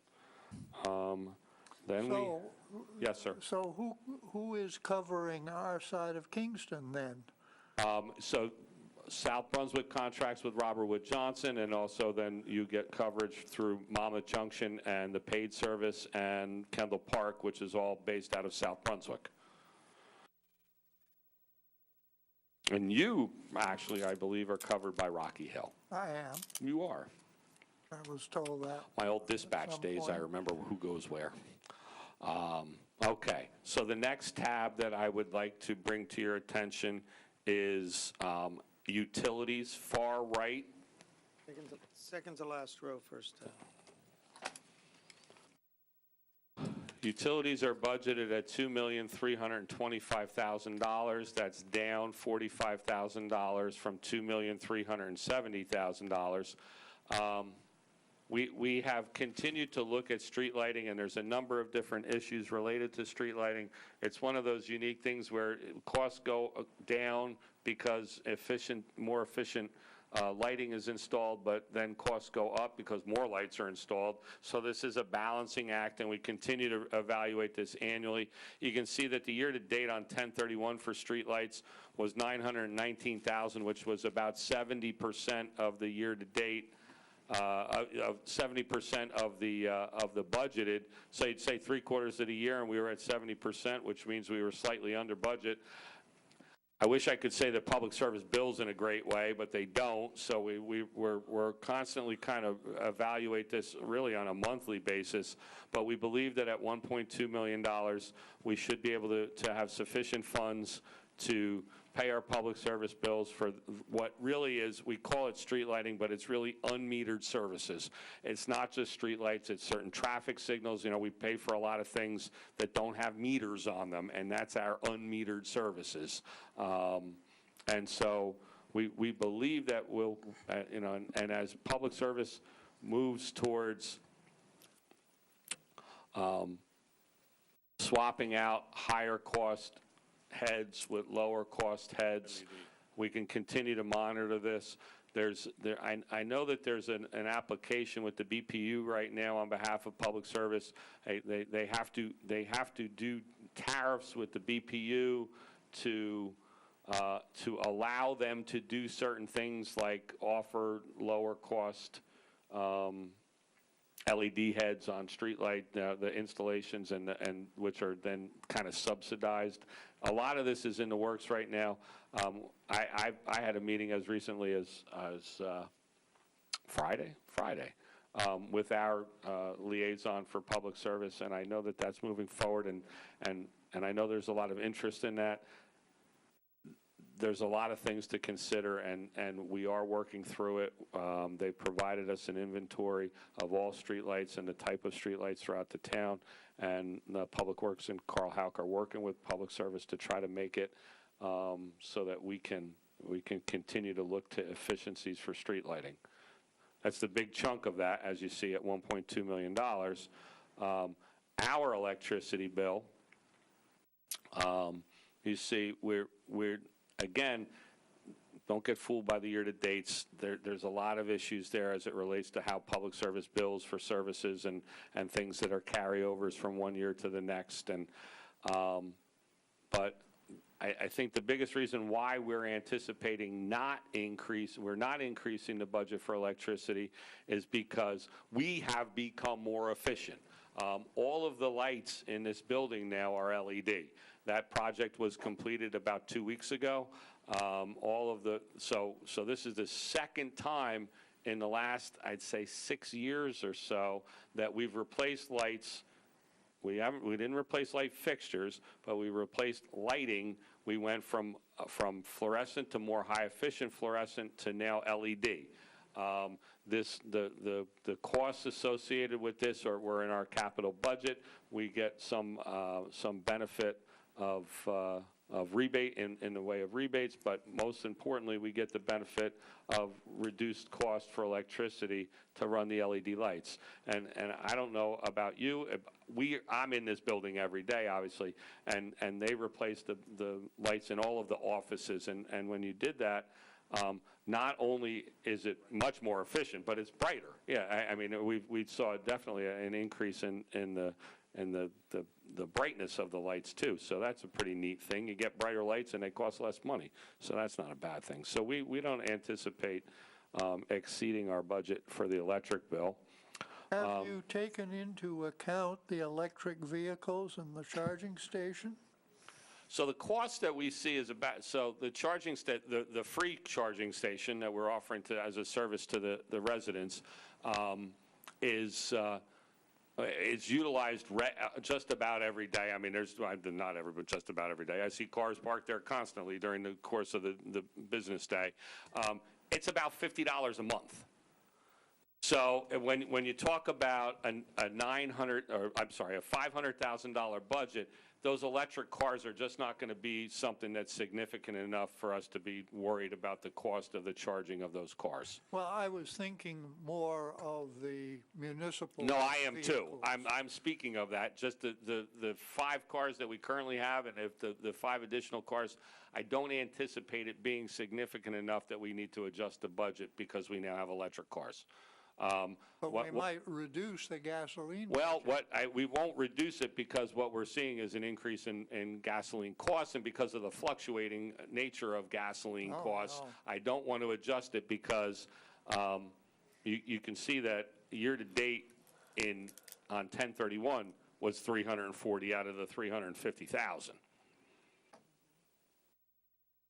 And those 10 cars are not going to have a significant impact right now on the cost of fuel based on the largest users of gasoline and diesel-powered vehicles are the police department and public works, and we're not switching electric vehicles for them. Bob, just a thought. Yes. Insulation makes a big difference in not only the heating, but also the That's, cost. that's why you've approved capital budgets to replace all of the leaking windows in this building, which had a significant impact already on energy costs for heating and cooling. Once we get it completed, I think that we're going to begin to see the benefits of that project as well, because the insulated windows have a significant, I mean, I just know in my office, well, one, I don't hear the wind blow anymore, but I can feel a definite difference in the heating and cooling inside the office. It stays warmer and it stays cooler based on that, the I was season. thinking of ceiling insulation. Something to consider. Okay. I hope I'll get a quantification of all of these for sustainable Jersey purposes. That Carl is quantifying everything. Yeah. Okay. Mayor, I had a question. Oh, I can't wait to hear it. Okay. So if at any time during the year, council agrees or has a desire to add any street lights, A, can we, and B, where would that fall in the budget? I know this is for paying Street utility. lighting. I just... No, that's where it comes from. So without going to a whole big thing here, because we'll have it hopefully as a discussion item down the road in a committee and or at a council meeting, but I'm not talking about signs. I'm talking about the type of lighting that I think helps safety. So if we look to put lights in, street lights in key areas for whatever reason, for safety concerns, we would be able to do it based on this budget, or we would not? If you wanted a street light, and it's just, I'm going to tell you this is how it works. If you wanted a street light in your driveway, you personally wanted a street light in your driveway. Public road, so I let just me wanna be- fit. If you wanted a street light in your driveway, you would call public service and Sure. tell them that you want a street light in your driveway, and they put it on your public service bill. We're no different. We're a public service customer just like you. Gotcha. If we want a street light, we call public service up and we tell them where we want the street light and what kind of street light we want. And guess what they do? They put it on our public service bill. That's what they do. That's how you pay for a street light. So based on what we're allocating, if this is the budget that ultimately is accepted, do you see, and I'm So obviously... we do street lights on a number of occasions every year. There are always demands for street lights and evaluation of street light needs by the police department, and it happens on a regular basis. So the answer is there's no yes. difference, yeah. Okay. But if There's we, no difference. if we did a little more than the average, it still would be able to be absorbed in here if we took it up a notch, so to speak? So, Councilman, I can't answer that question because I don't know what take it up a notch means. At $500 to $1,000 per street light, are you talking about 5 lights, or are you talking about 50 or 100? I don't know the answer to that question. If the desire for street lights is one where we're going to increase the number greatly, we're going to have to cover the cost for 2 things: the cost of the fixture and the cost of the electricity. So I would say that if that's something that you want to consider, then you would need to consider how many, Okay. and then we would go from there. That's why I'm asking here, and I'm not asking you to tell me a number you don't know, but that's what I'm asking. It costs approximately how much for the average street light? I have no, I don't. Okay. But you- it's not something that I get involved in the nitty-gritty of. But you keep in mind, when you prepare this, the fact that we do a general amount yearly just by way of habit. I keep in mind that there's always a need for change based on development and based on changing landscape, for lack of a better term. So we're always prepared for that. The costs for public service are significant, and we allow for that, and that's why the number is budgeted where it is. I mean, I'm sure that on 10/31/18, part of that $919,000 that we spent for street lighting went towards new fixtures somewhere, new street lights somewhere. Schoolhouse and Mettler's got a new street light. I mean, I can rattle I think them we've off. covered streetlights. Any other questions? I actually have a question about street Sure. lights. But it's Okay. really quick. So for the streetlight budget, just for my clarification, is that the kind of the installation and then the recurring? That's our electric bill. Okay. So street lights, don't have meters. They don't. So the way it's determined is there's a kilowatt hour for the bulb that's installed in that, and there's a formula, and Public Service says that street light, and there's a formula that also includes daylight hours adjusted annually over the 365 days. And they come up with this thing and they say, this light bulb in New Jersey is based, when it's lighted at the, is going to cost this much money. And we have an inventory of thousands of streetlights in the town, and they do the math and they send us a bill. Okay. And we get this unmetered service. There's those, and then streetlights traffic signals. Some traffic signals have a meter, most do not. So they calculate the cost of a traffic signal because there's always a light lit, right? And they do the faces and the bulbs and all that. And we get unmetered service. That's included in that unmetered service cost. So that's pretty much so. And then, like I said, periodically there's a cost because somebody says, we need a street light here, and we do an evaluation. We say, yes, you're right, put one here. Safety reasons constitute the need, and we put one in. New development, the cost of the fixtures are borne by the developer. Okay. We don't pay for those. So like Summerfields on Schoolhouse in Randolph, that development there, Premier Development is going to pay for all of the streetlight installation, and then those that are deemed public will ultimately take over either through the adoption of the road or in a private development, the condominium services requirement that we pay those lights. Okay. That's how it all comes to be. All right, thank you. So I had an offline, back to streetlights. Sure. Because it's my favorite thing every year to talk about. I had an offline discussion with the deputy mayor, and maybe I can handle this with a couple of questions. Off the top of your head, roughly, how many new streetlights do we put in? Not developers, I have no but just idea. requests. I have no idea. 5, 10, I don't know. I don't get involved in it. Here's what happens. People call up all the time, I understand. and they're referred to the police department, and the police department goes out and does an evaluation and makes the recommendation. So then perhaps you could work up how many there are, and the councilman and I were just discussing, and I'm not saying I'm for it or against it, he was thinking of perhaps an additional 30 to 50 streetlights. So if you could figure out a budget for that, and we can then at some time in public discuss whether we want to add that to the budget or not. Okay? Yeah, I can't give you a number. I'm not looking for it. No, I know. I'm No. saying I'll get you a number. I can't give you a number. Okay, good. Anything else? On that?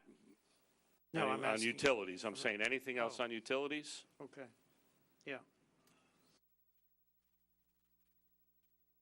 Unclassified. Next tab.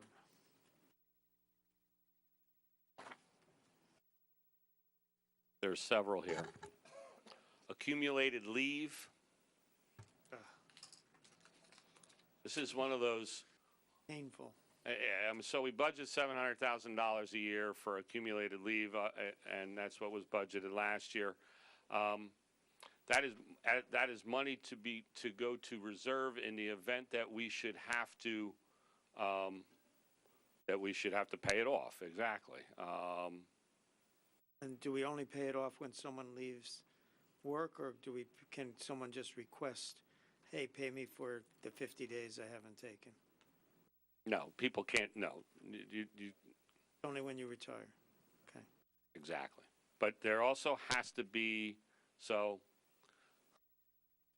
sound municipal accounting would say that you need to have a reserve that meets a number that I can't, and I'm looking at Mr. Hodgelick because it's more complicated than just, well, we might have 10 people retire this year and we need $700,000 to pay for their accumulated sick and vacation time, because that's not really what it is. It's having money on hand in the event that the township should have to pay off really all of that accumulated leave, which would be many, many, many millions of dollars. But that's what people like the bond raters look at. How much money you have in reserve to cover your accumulated leave. Did I get that right? Right? Okay. Right. So that's that. So two comments. Actuaries actually figure that out for you, I take it, the figure that you need to keep in reserve.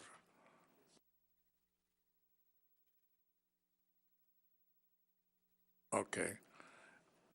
And the other thing is you are working towards bringing that number down in all your contract negotiations? No, it's totally unrelated to any of that. Okay. And this is accrued time, and this is.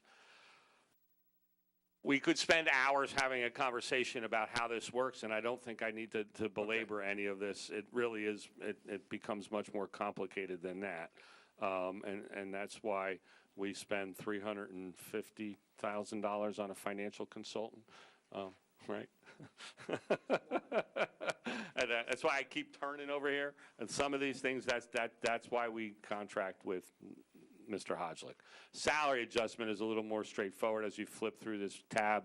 Salary adjustment is budgeted at $100,000. This is money budgeted, as you know, whenever we settle contracts, there's generally retroactive pay that needs to be paid based on settlements because we never really settle contracts before they expire. So there needs to be salary adjustments once contracts are settled, and that's what this money is budgeted for.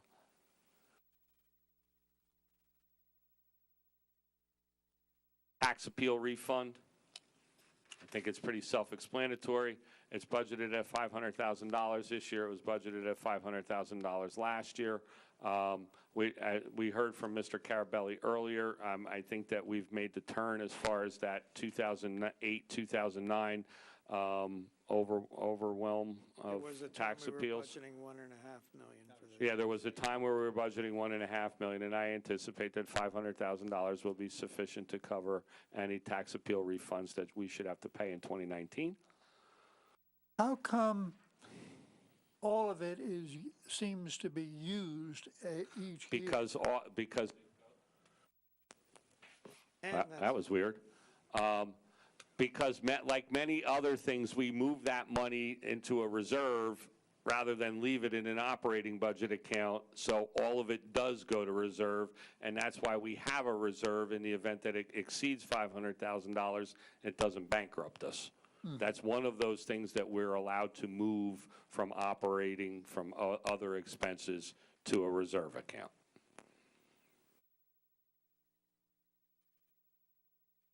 Excellent. Does that roll over? It rolls over, yes. There's about $2.4 million in reserve.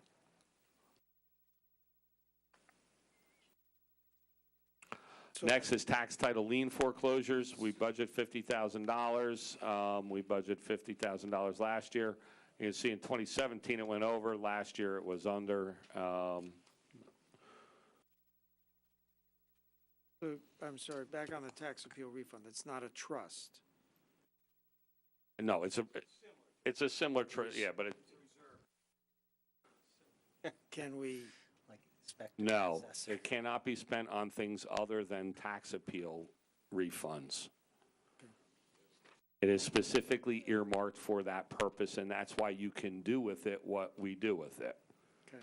And actually, this year, our tax assessor, because one of the settlements is expected to be large, actually expects the cost to be in excess of the $500,000 we're budgeting.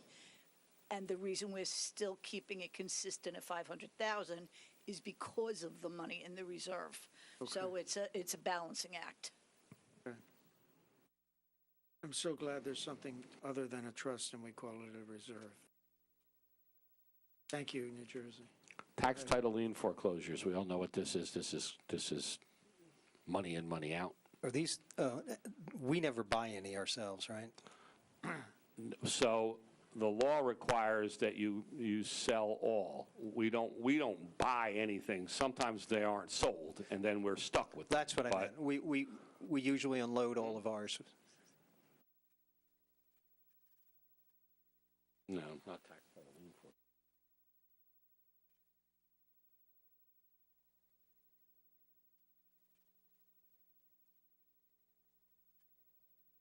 So the maintenance liens are also part of this?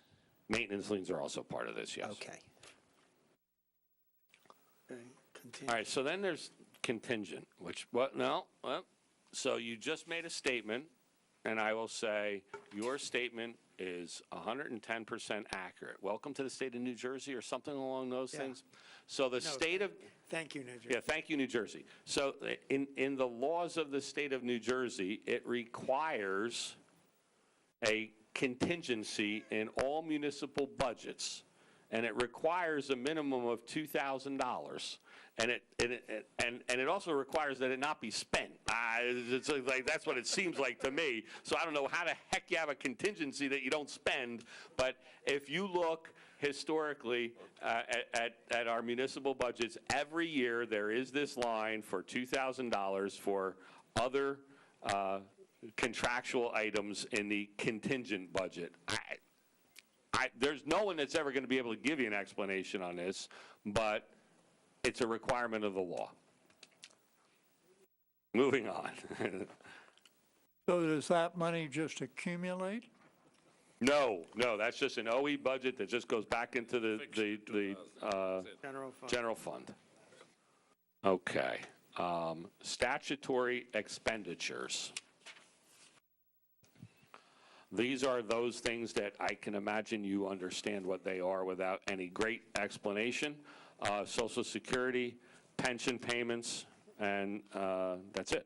And this was budgeted last year at $5,688,000 and change, and this year it is budgeted at $6,175,000 and almost $176 for an increase of $487,153. These are statutory mandatory payments, obviously Social Security as required by the federal government, and our pension payments for both PERS and PFRS and defined compensation. Those dollar figures are calculated by the state of New Jersey and provided to us by sending us a bill. They're so nice that way. And the amount is based on several years ago amounts, so that it's not current. So again, not that it matters much. The state of New Jersey sends us a bill for our pension payments, and we send them a check. So these are the real numbers. These are the numbers as provided by the state of New Jersey. All right, can't dispute that. I'm not asking for it's more, Andy, I know you had presented to us at the authority that there were changes in the calculations that we do. Those are in here also, I'm assuming then, right? Or do we face the same ones that we had to account for with the authority? Okay. Yeah. Okay, so whatever the adjustment was, it's basically in here because the state... So every year, the state of New Jersey determines what percentage of the base pay of an employee we will pay. When I say it's several, so like in 2019, our pension payment is a percentage of, and I'm guessing right now, 2014 or 2015's base pay for the employees, because that's just the way the system works. Right. So, and the percentage is determined by the state of New Jersey, and they do the calculation and they send a bill. Honestly, sorry, I think what I'm confusing something from our audit report, that there was an adjustment for the liability that we had to put on the books, not so much the payment. So, as I said, I'm trying to remember two completely different budgets and everything here. So I apologize if I sidetrack us on that. That's okay. So the next one is the reserve for uncollected taxes. So the reserve for uncollected taxes is basically an insurance policy. It's money that you budget that you never spend.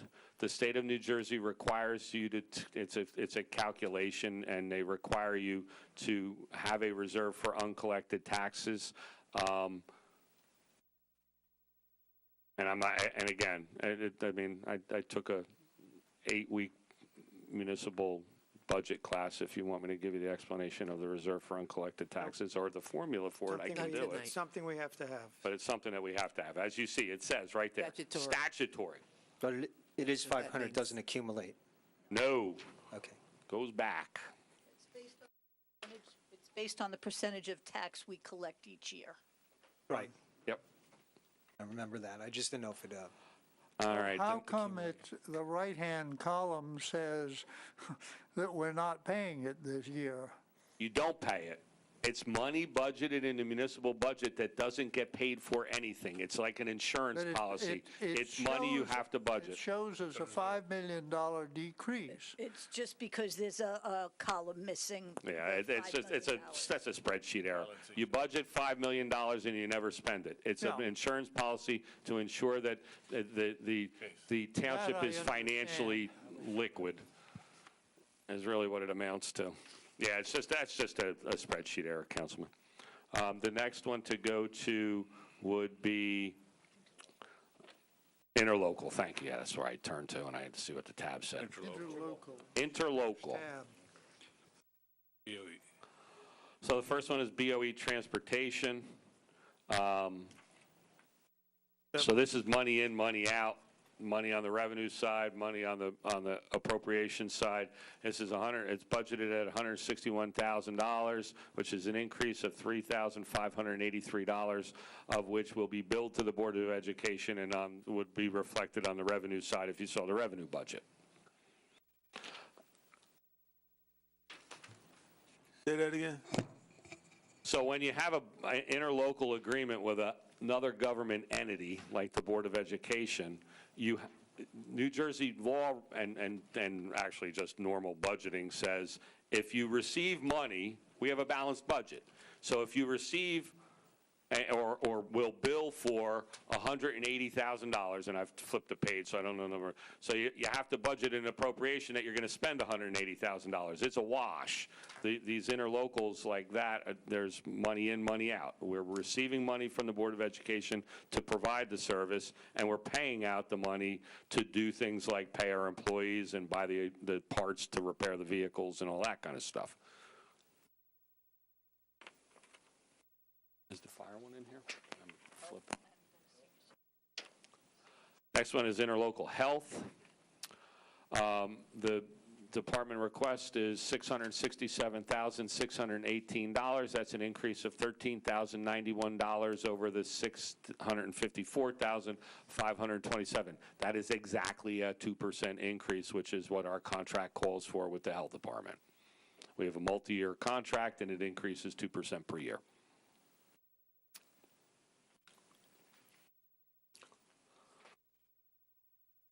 Senior transportation. It's got more than a 2% increase. $83,743, that's $6,882 over the $76,861 that the county charged us in 2018.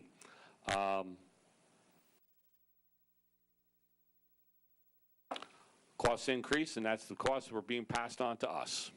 The alternative is to try to hire an employee and obviously they have a pool of drivers. We would have to hire employees to drive the bus. And I still think that at $83,743, it's far cheaper than us having one employee to drive the bus.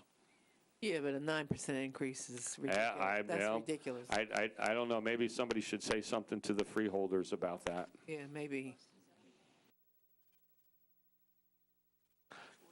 Right, so, and Salary Kathy's right. increase The and- bus is out of warranty, so they've increased the cost because they anticipate an increase in costs on maintenance of the bus because it's no longer under warranty. That's Oh. another reason why they increased the cost, and I Okay, well, forgot. that You're explains absolutely it. right. Thank you.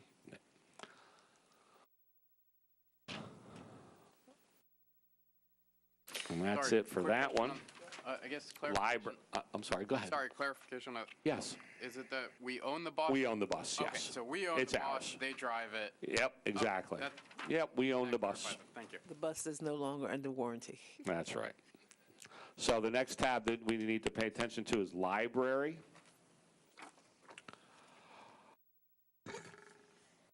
So this is formula driven, and rather than bog you down with the formula, that is the formula number. It is $3,518,885. We are required to include it in our budget. However, it is money raised by taxes. There is a library tax, and this is the money that will be raised by the library tax. So we will collect the tax, and then we will pay the library. But it's in our budget. Next. Next. Debt service. Yay. Woo-hoo, finally get to say something went down, at least for now. Debt service is budgeted at $2,344,625. That is a decrease of $1,451,078 from 2018. That's debt service principal and debt service interest to total $1,451,078 decrease. Is this the refinancing of your bonds and stuff, or? Yeah. No. Just paid off. Yeah, no, this is just as we pay off debt service, make that, make payments. They're ultimately you pay stuff off. And then you know what you do as soon as you pay stuff off? You borrow more. Exactly. Why did I tell you earlier tonight? We're going to sell bonds. Well, not exactly, because if you look back at 2017, we're down $2,300,000 from then. So we're doing a good job. No, we're doing no. I'm not. I wasn't saying we're doing a good job. Yeah, obviously we're doing a good job. That money that was budgeted in 16 and 17 went down in 18 because we satisfied certain debt, and we satisfied more of debt in 2019, and we're going to incur debt in 2019 that will bring us back up, but hopefully based on our debt, our bond rating, that debt will be at an interest rate that will continue to function well, and the state of New Jersey says you need to do capital projects. You need to do things to improve your town. Mr. Hodgelick, what's our debt ratio roughly? 0.3 is what he said, and what is our maximum debt ratio allowed by law? 3.5. So we're at 0.3, 3.5. We're at 0. So 1/10 of our 1/10 of your allowable debt ratio. Correct. So from a debt point of view, the township is actually doing a phenomenal job, not just a good job, but a phenomenal job. Because I don't think that, we went through the capital budget at the last budget hearing. We equip our employees well to do the job that we require them to do, and it costs money to do that, and a lot of that has to do with debt service. And we also have capital expenditures related to roadway improvements and sidewalk improvements and building improvements and building new buildings and funding park improvements. I think that really, when you look at it from that point of view, a 0.3% debt ratios. Mr. Hodgel, do you know offhand how much we owe total? We wanted to pay it off today, debt. Okay. I think that's it. That's all of the other lines of business. Wow. So is this our last budget hearing? That's it. So we have one other thing to talk about, and I'm going to ask Mr. Hodgelick to come up and sit with me. And obviously, to ask Mr. Hodgelick to tell you today what our anticipated revenue will be for 2019 would be unfair for me to ask him to do that, because there's a number of decisions that we still have to make before we can do that.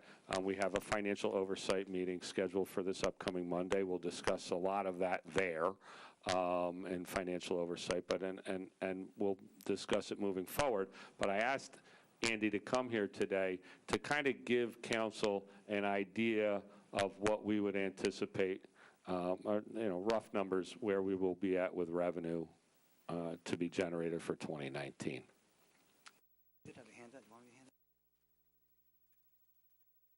I did put together some preliminary numbers for you, so.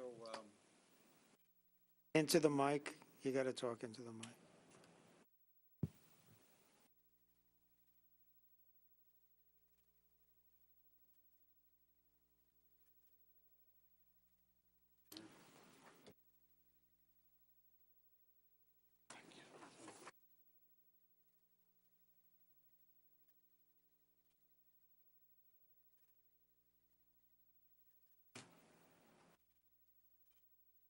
Good evening, everyone. Real quick, the one question about the refinancing. Just so you know, when that last go-around of the new tax law, they took out the ability for towns to refinance their debt. So hopefully at some point that will be changed. But right now, if you go out right now and get a mortgage, you're stuck with it until you pay it off. One of the wonderful things that the Trump tax law did for municipalities.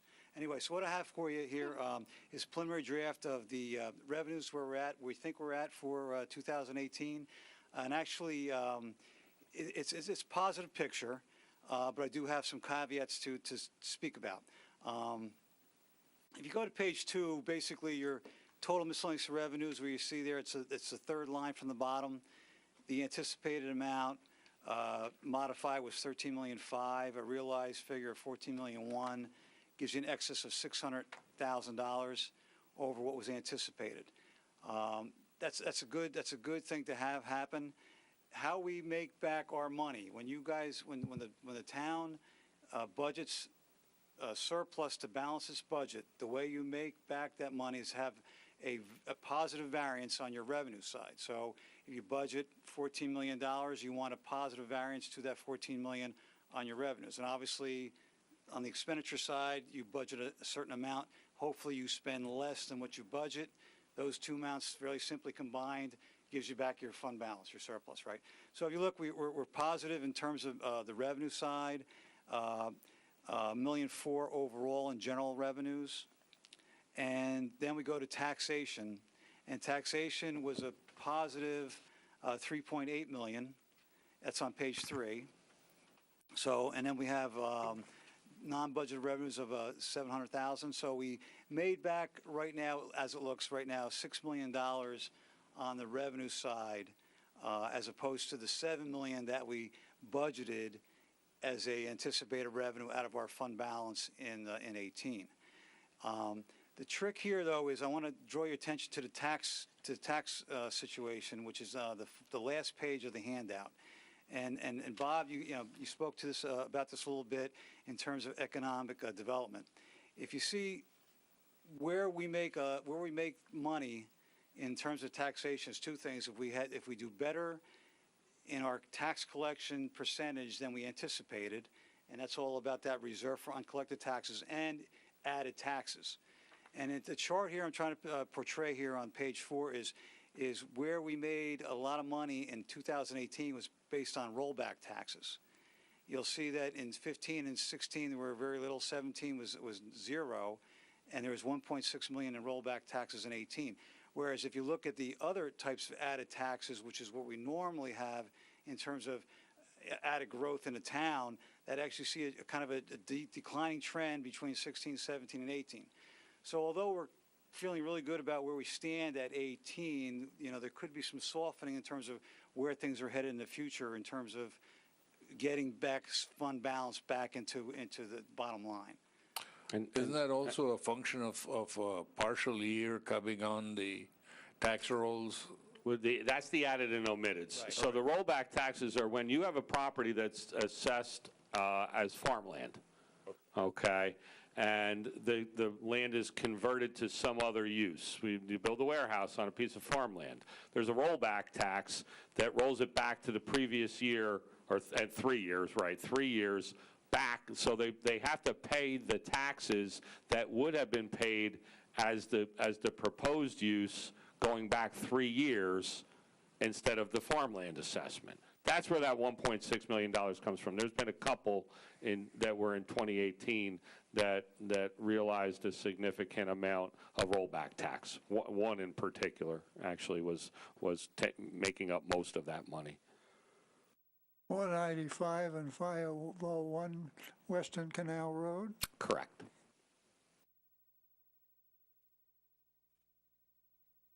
So actually, basically food for thought in terms of, again, the township's in a very good, strong financial position at 18. Where you're headed in terms of making back that money every year that you anticipate is it going to be a question of future development, future economic development, right? Which you spoke about. But given that possibility of more investment coming to town, So, yeah, so that, With so economic obviously the goal of an economic development plan and the goal of the township as far as it relates to economic development is to make up for the differences here. So the added and omitteds from 2015 and 2016 and even 2017 you see are significantly higher than 2018. That's because certain types of development have slowed down. And what our hope is that will then begin to make up with other types of development, both for in two categories. The added and omitteds as it relates to other types of development, but that's a much lower number because of the type of development that we're talking about. But the other thing is the rollback taxes, because that will continue at least going forward for the next couple years based on some proposed development. But that ultimately comes to an end too. So you have to begin to plan for other things, because the rollback taxes and added and omitteds will not be forever. Added and omitteds primarily are residential development. So this term rollback taxes, is this a new term? No, it's been around a long time, yes. But we budget for this every year? No, this isn't budgeted. This is anticipated revenue or unanticipated revenue. I just don't remember the term. Right. So no, and you wouldn't, because it's not something that's happened very often. But in this particular case, it's been a long time since there was commercial development on previously farmland assessed property.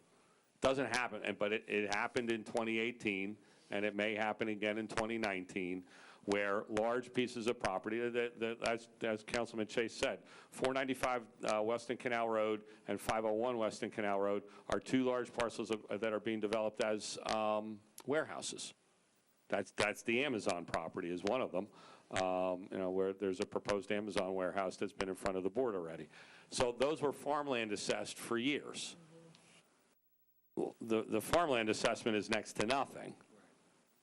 And the law requires them to go backwards 3 years on rollback when the land is being converted to a new use, and it's being converted to an M1 use, M2 use in this particular case, with warehouses, so that it's now assessed at a much higher rate. The rollback is calculated by the assessor, and it's paid lump sum. I mean, that $1.6 million was paid. So I buy a new piece of property, I buy a new piece of property and I have to pay taxes for 3 years prior? That's when you sell it. Oh, it's when I sell it. Or change. I mean, they change the use. I mean, so there's a tax obligation, yes, depending on how it is negotiated between buyer and seller, So I own or change in use. I own a piece of land. And you had a farmland that assessed. And now it gets changed to a commercial assessment, and I sell the land. I have to pay the government 3 years of back taxes. Correct. But you're probably making a windfall because the value of the property is... And that's the reason why you have to pay the property tax rolling back 3 years. Next to nothing, so Some could argue that there should be a fee, but... The reality is that on a farmland assessed property of any significant size, when you pay only $100 a year in taxes, because it's farmland assessed, and now the land is going to be assessed at a value of in excess of $1 million just for the land. I understand, but it's okay. Just the purpose of the analysis is just to point out that we would be $1.6 million less at December 30th, 1/18 without that rollback happening. As a person who is now government, I feel like I need a shower. Well, you didn't make the law. I didn't make the law, but you have to uphold it. Took you 9 years. That's why I was like, what is this rollback tax? I understand. My guess is that the person who sold that property didn't sell it for what it had been assessed at as a farm. He made some money, or she. Well, to keep things in general, is the same thing work in reverse? That you understand what I'm saying? No. If a designation gets changed, no one gets back. What happens in reverse is when you get a tax appeal and you have to pay off on a tax appeal. No, I understand that, but I mean, if it's changed, no, but you know what I'm saying. If it's changed for whatever reason, right? God knows what, to where it was and then it's changed to agriculture. Well, Somebody the doesn't only get a way it rebate gets, on the only way taxes it for- gets changed is if the owner converts it to an agricultural use and meets the requirements to be qualified as a farm. Sure, no, I understand that. I was just wondering that weird, in an odd circumstance, and I wasn't going to go into an example, do they get it on the other end, but they don't get it? It's not called. They don't get anything back. No, they don't get You're never going to get taxes back. You may get billed additional Classification gets changed, but you won't get anything. if they see you're making money like the situation Mayor I described. think, Okay, so what they say, like I said, is no backsies. So growing I understand. marijuana there is not agricultural. No comments on marijuana because in the state of New Jersey, it's still illegal. Until it is, we can have that discussion when it is. Okay, what else do we So- have? That's it. That's the revenue discussion. That's the all other lines of business and all municipal Any budgets other- have been discussed. Any other general questions? Just one. Could I ask? I don't want to Oh, be Jim. seen as the pessimist, but a lot of people are suggesting that they are thinking and hearing and reading, and we may, hopefully not, but experience something like we experienced in '08 or '09 or some form of it. I assume all of your work takes into account, because how do I put this? Maybe the whole country was, but I feel like as a township, perhaps we were caught a little bit off guard in '08, '09, meaning when the recession hit and how severe it was. So, don't have to go in a lot of detail, but is that something that you take into account and with these numbers and? Deputy Mayor, actually, all I'm presenting is, status as of a certain date, 12/31/18. In terms of where the budget goes and whatnot, that's really a policy decision by the council. And I just meant like these numbers here that can change if certain economic development and other types of. No, So there's no- forecasting is not what this document does. This Does not document forecast. tells the story as it is today. So this Here it could is. change. This is more a report than a forecast. And we can only go on what we know now, but these type of numbers in this document are the ones that could noticeably change if we did have a recession. No, type. what you're saying is, I know what he's saying. So what you're saying is, is it possible that instead of that $2.4 million total for ads and omits and rollbacks, that it go to zero? Yeah, sure, that's possible. If the economy tanks and there's no development and we're not building anything in the town at all, so ads and omits will go down, so the ads will go away. And if there's nobody looking to buy up land and convert it to commercial use, the rollbacks go away. So that kind of money absolutely goes away. That's a financial forecast that we could have a lot of talks about that. And in the short term, our fund balance will, In the short term, our fund balance is healthy enough to weather us through the storm. Yes, because the sound financial planning on the part of council, not blowing sunshine here, but that's the truth. There's been a lot of work over the last, say, 7 or 8 years that has led us to a point where we are fiscally sound. And if in the event that the bottom falls out of the economy, I'm not saying that we won't have to tighten our belts and we might suffer a little bit for it, but we're in good financial shape. We're not going bankrupt. right. But that's just sound financial planning. All right. Thank you. That's kind of Anyone what I else? was. All right, do I have a motion to address street lighting?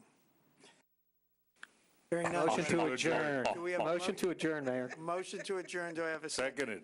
Moved and seconded. All in favor, say aye. Aye. Opposed?